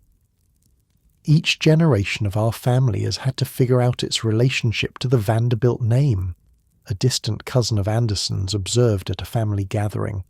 For some, it was a golden ticket. For others, a burden. For most of us now, it's just an interesting footnote in our personal histories. Indeed, many contemporary Vanderbilts live thoroughly normal upper-middle-class lives. They're doctors, lawyers, teachers, business people, successful professionals, but not the mega-wealthy aristocrats their ancestors were. Most Americans wouldn't recognize them on the street or connect them to the legendary fortune. This normalization of the Vanderbilt descendants mirrors the broader democratization of American society over the past century. The extreme wealth gap of the Gilded Age, which allowed families like the Vanderbilts to live like European nobility, has somewhat narrowed. The ultra-wealthy still exist, of course, but the style of wealth has changed. My ancestor could build a 250-room house and staff it with 50 servants because that kind of inequality was accepted then, a current Vanderbilt descendant reflects. Today's billionaires might have multiple homes, but nothing approaching that scale. It would seem obscene now in a way it didn't then. The change in how wealth is displayed reflects evolving social values. While the Gilded Age celebrated conspicuous consumption, today's ultra-wealthy often emphasize philanthropy and social responsibility, at least publicly. The Vanderbilt mansions were built to impress. Modern billionaires more often tout their charitable foundations.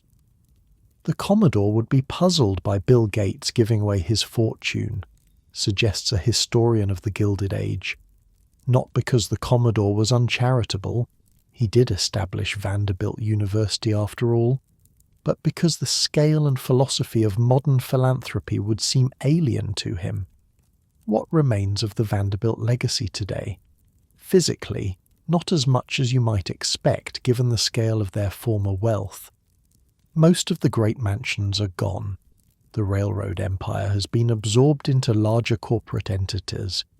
The art collections have been dispersed through sales and donations, but certain landmarks endure. Vanderbilt University in Nashville continues to educate students, though its connection to the family is now largely nominal. The Breakers in Newport stands as a museum, offering visitors a glimpse into the opulent lifestyle of the Gilded Age. Biltmore Estate welcomes tourists to experience the grandeur of America's largest private home, still owned by George Vanderbilt's descendants.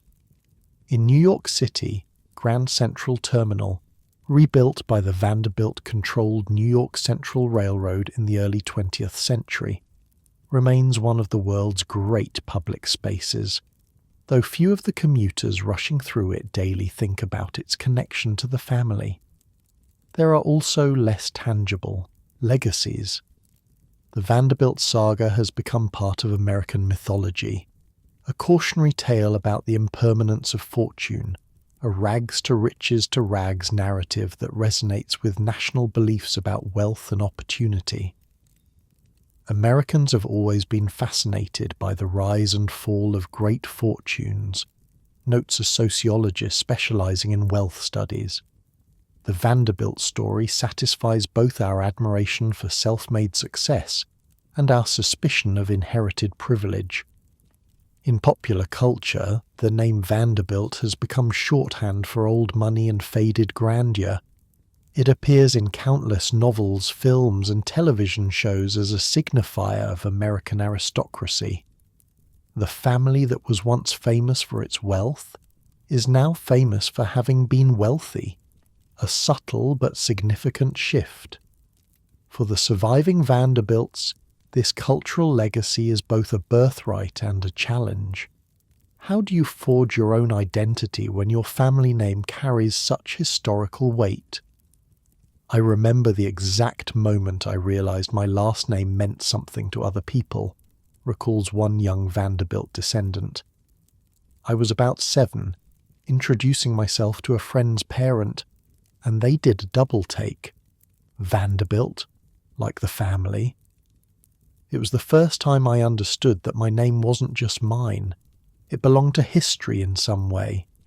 This experience of having a personal identity that overlaps with the historical one is shared by descendants of many famous families.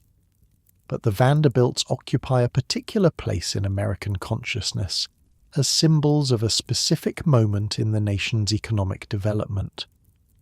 The Vanderbilt story resonates because it's ultimately about the American relationship with money, suggests a cultural historian. The family embodied both the promise of capitalism, that anyone could rise from poverty to immense wealth, and its limitations, that even the greatest fortunes can be lost if not properly managed. In this sense, the Vanderbilts serve as a kind of national parable about wealth and its meaning. The Commodore represents the acquisition phase, ruthless, ambitious, focused entirely on the accumulation of money and power. His immediate descendants exemplify the display phase, using wealth to establish social position and create lasting monuments to family prestige. Later generations embody the dilemma phase, struggling with the psychological and practical challenges of inherited wealth, trying to find personal meaning beyond the family fortune.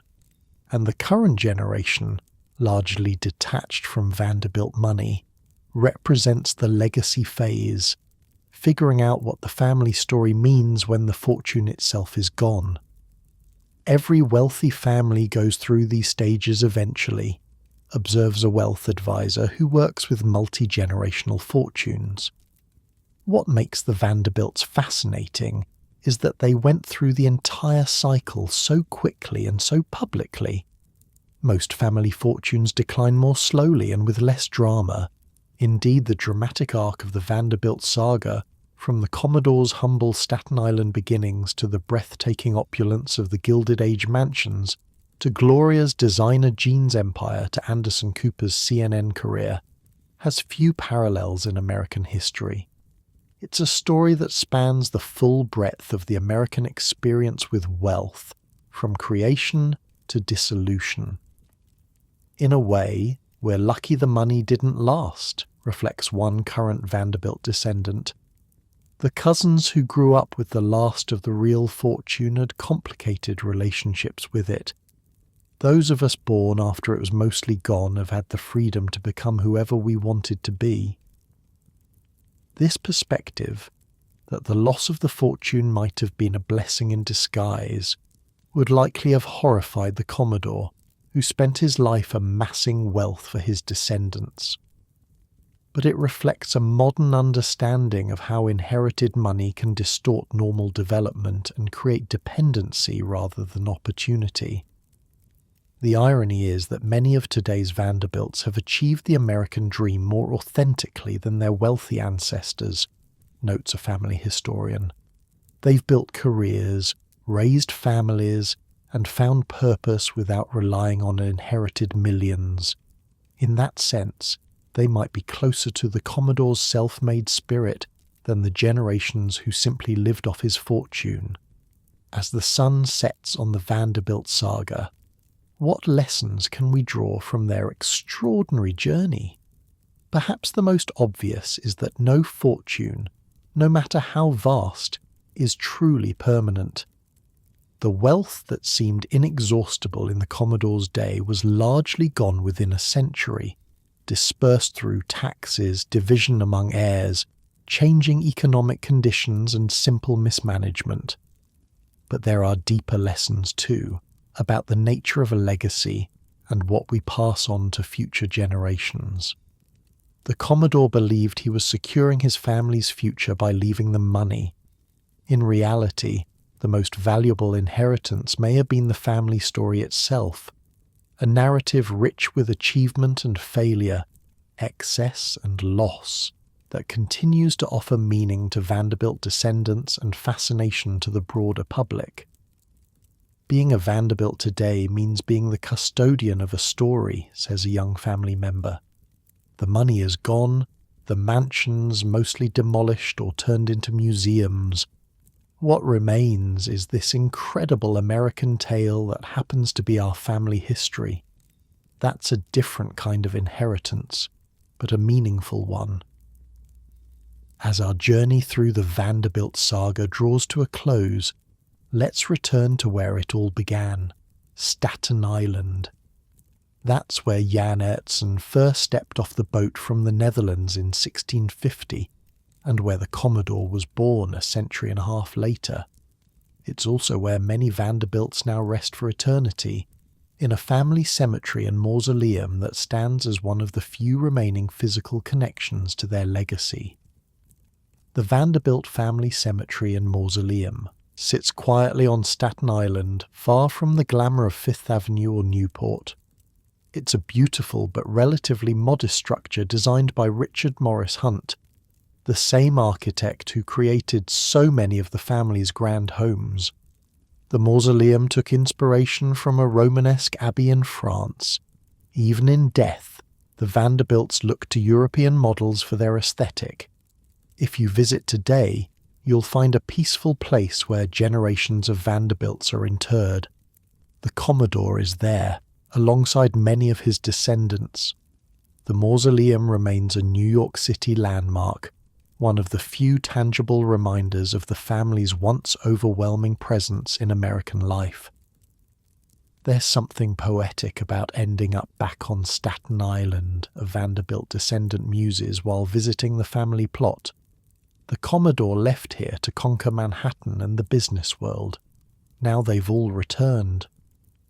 Indeed, there's a circular quality to the Vanderbilt story, a rise from humble beginnings on Staten Island, followed by a meteoric ascent to the heights of wealth and social power, and then a gradual return to more modest circumstances. The wheel of fortune, turning full circle over 6 generations. What would the Commodore think if he could see his descendants today? Would he be disappointed that the massive fortune he accumulated has largely dissipated? Or would he recognize in some of them, particularly those who have built their own careers rather than living off inheritance, something of his own self-made spirit? I think he'd be horrified by the mansions, suggests one family historian. The Commodore was ruthless and ambitious, but he wasn't ostentatious. He didn't build palaces or collect art. That came later, with his children and grandchildren. The Commodore's values were those of an earlier America: hard work, shrewd dealing, and relentless ambition. He had little interest in social position for its own sake. It was his descendants who tried to transform financial capital into social capital, using their inherited wealth to buy their way into the upper echelons of society. In this sense, the Vanderbilt saga reflects a broader American journey, from the rough-and-tumble capitalism of the early republic to the status-conscious consumerism of the Gilded Age to the more individualistic values of the modern era. America was changing throughout the Vanderbilt story, notes a cultural historian. The family both shaped and was shaped by those changes. They were never just passive inheritors of wealth. They were active participants in defining what wealth meant in American society. This is perhaps the most enduring aspect of the Vanderbilt legacy, not the money itself, which has largely disappeared, but the way they used that money to create a distinctly American version of aristocracy.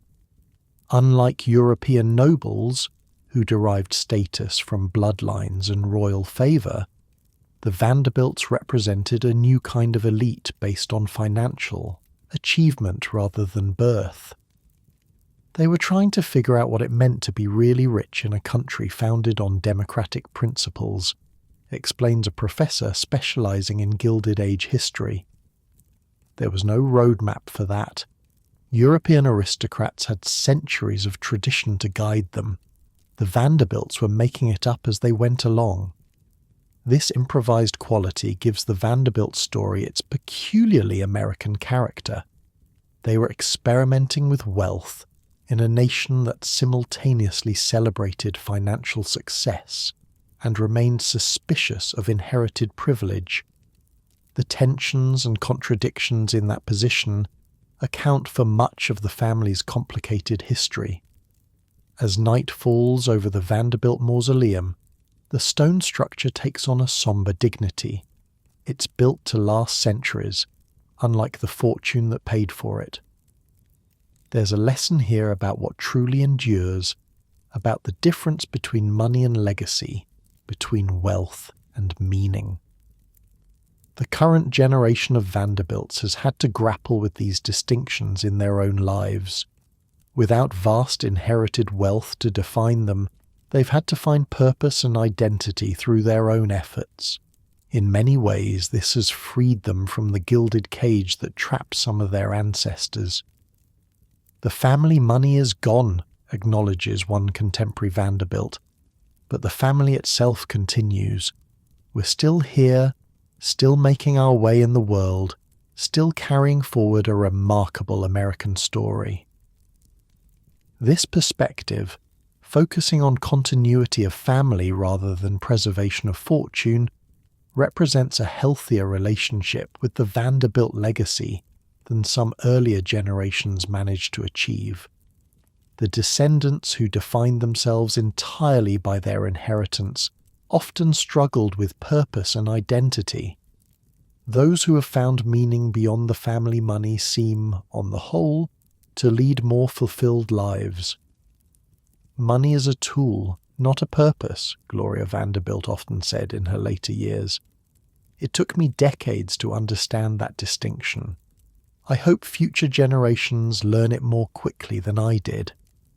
This wisdom, hard-won through Gloria's experiences of both wealth and its loss, offers a valuable lens through which to view the entire Vanderbilt saga. The family story is not simply one of financial rise and fall, but of human beings trying to find meaning and purpose within the particular circumstances of their lives. Some found that meaning in collecting art, others in philanthropy, still others in creative pursuits or professional achievements. The least happy Vanderbilts were often those who defined themselves solely as heirs, passive recipients of the Commodore's bounty rather than active creators of their own lives. The burden of inherited wealth is that it can prevent you from discovering who you really are, observes a wealth counselor who has worked with many affluent families. Some of the Vanderbilts never had to develop their own identities, separate from the family money. That's a recipe for unhappiness, no matter how many mansions you own. This psychological aspect of the Vanderbilt story is perhaps its most relevant lesson for modern readers. In an era of growing wealth inequality and billionaires whose fortunes dwarf even the Commodores, the question of how money affects human development and fulfillment remains urgently relevant.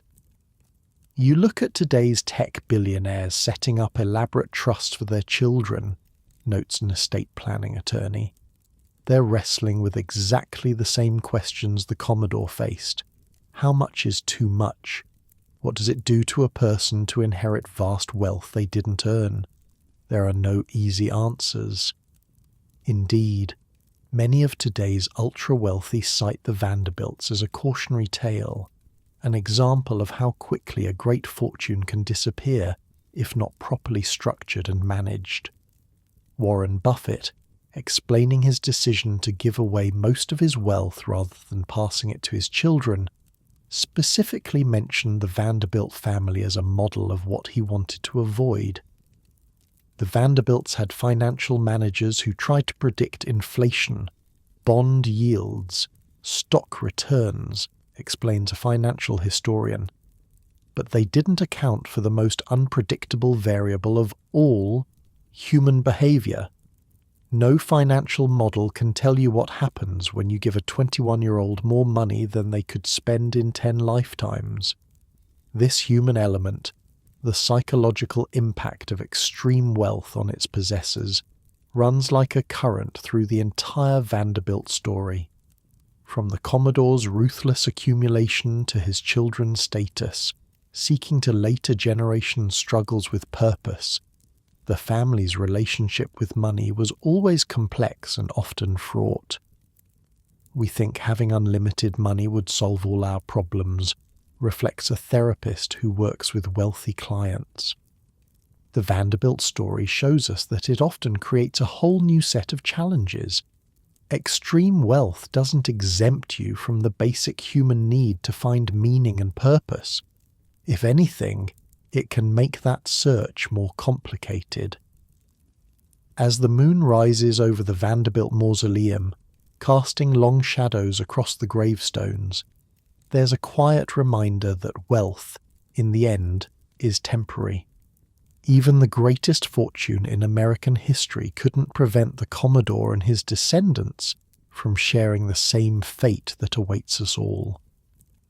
Death is the great equalizer, a cemetery caretaker once told me during a visit to the Vanderbilt plot. Rich or poor, famous or unknown, we all end up in the same sized box.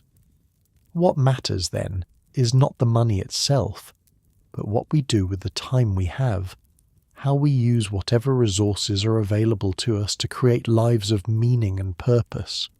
Some Vanderbilts managed this despite their wealth, others failed because of it.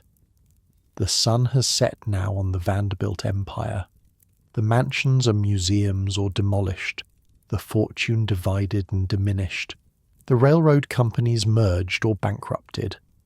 What remains is the story, a uniquely American tale of ambition and excess, achievement and decline, of a family that embodied both the promise and the pitfalls of the American dream.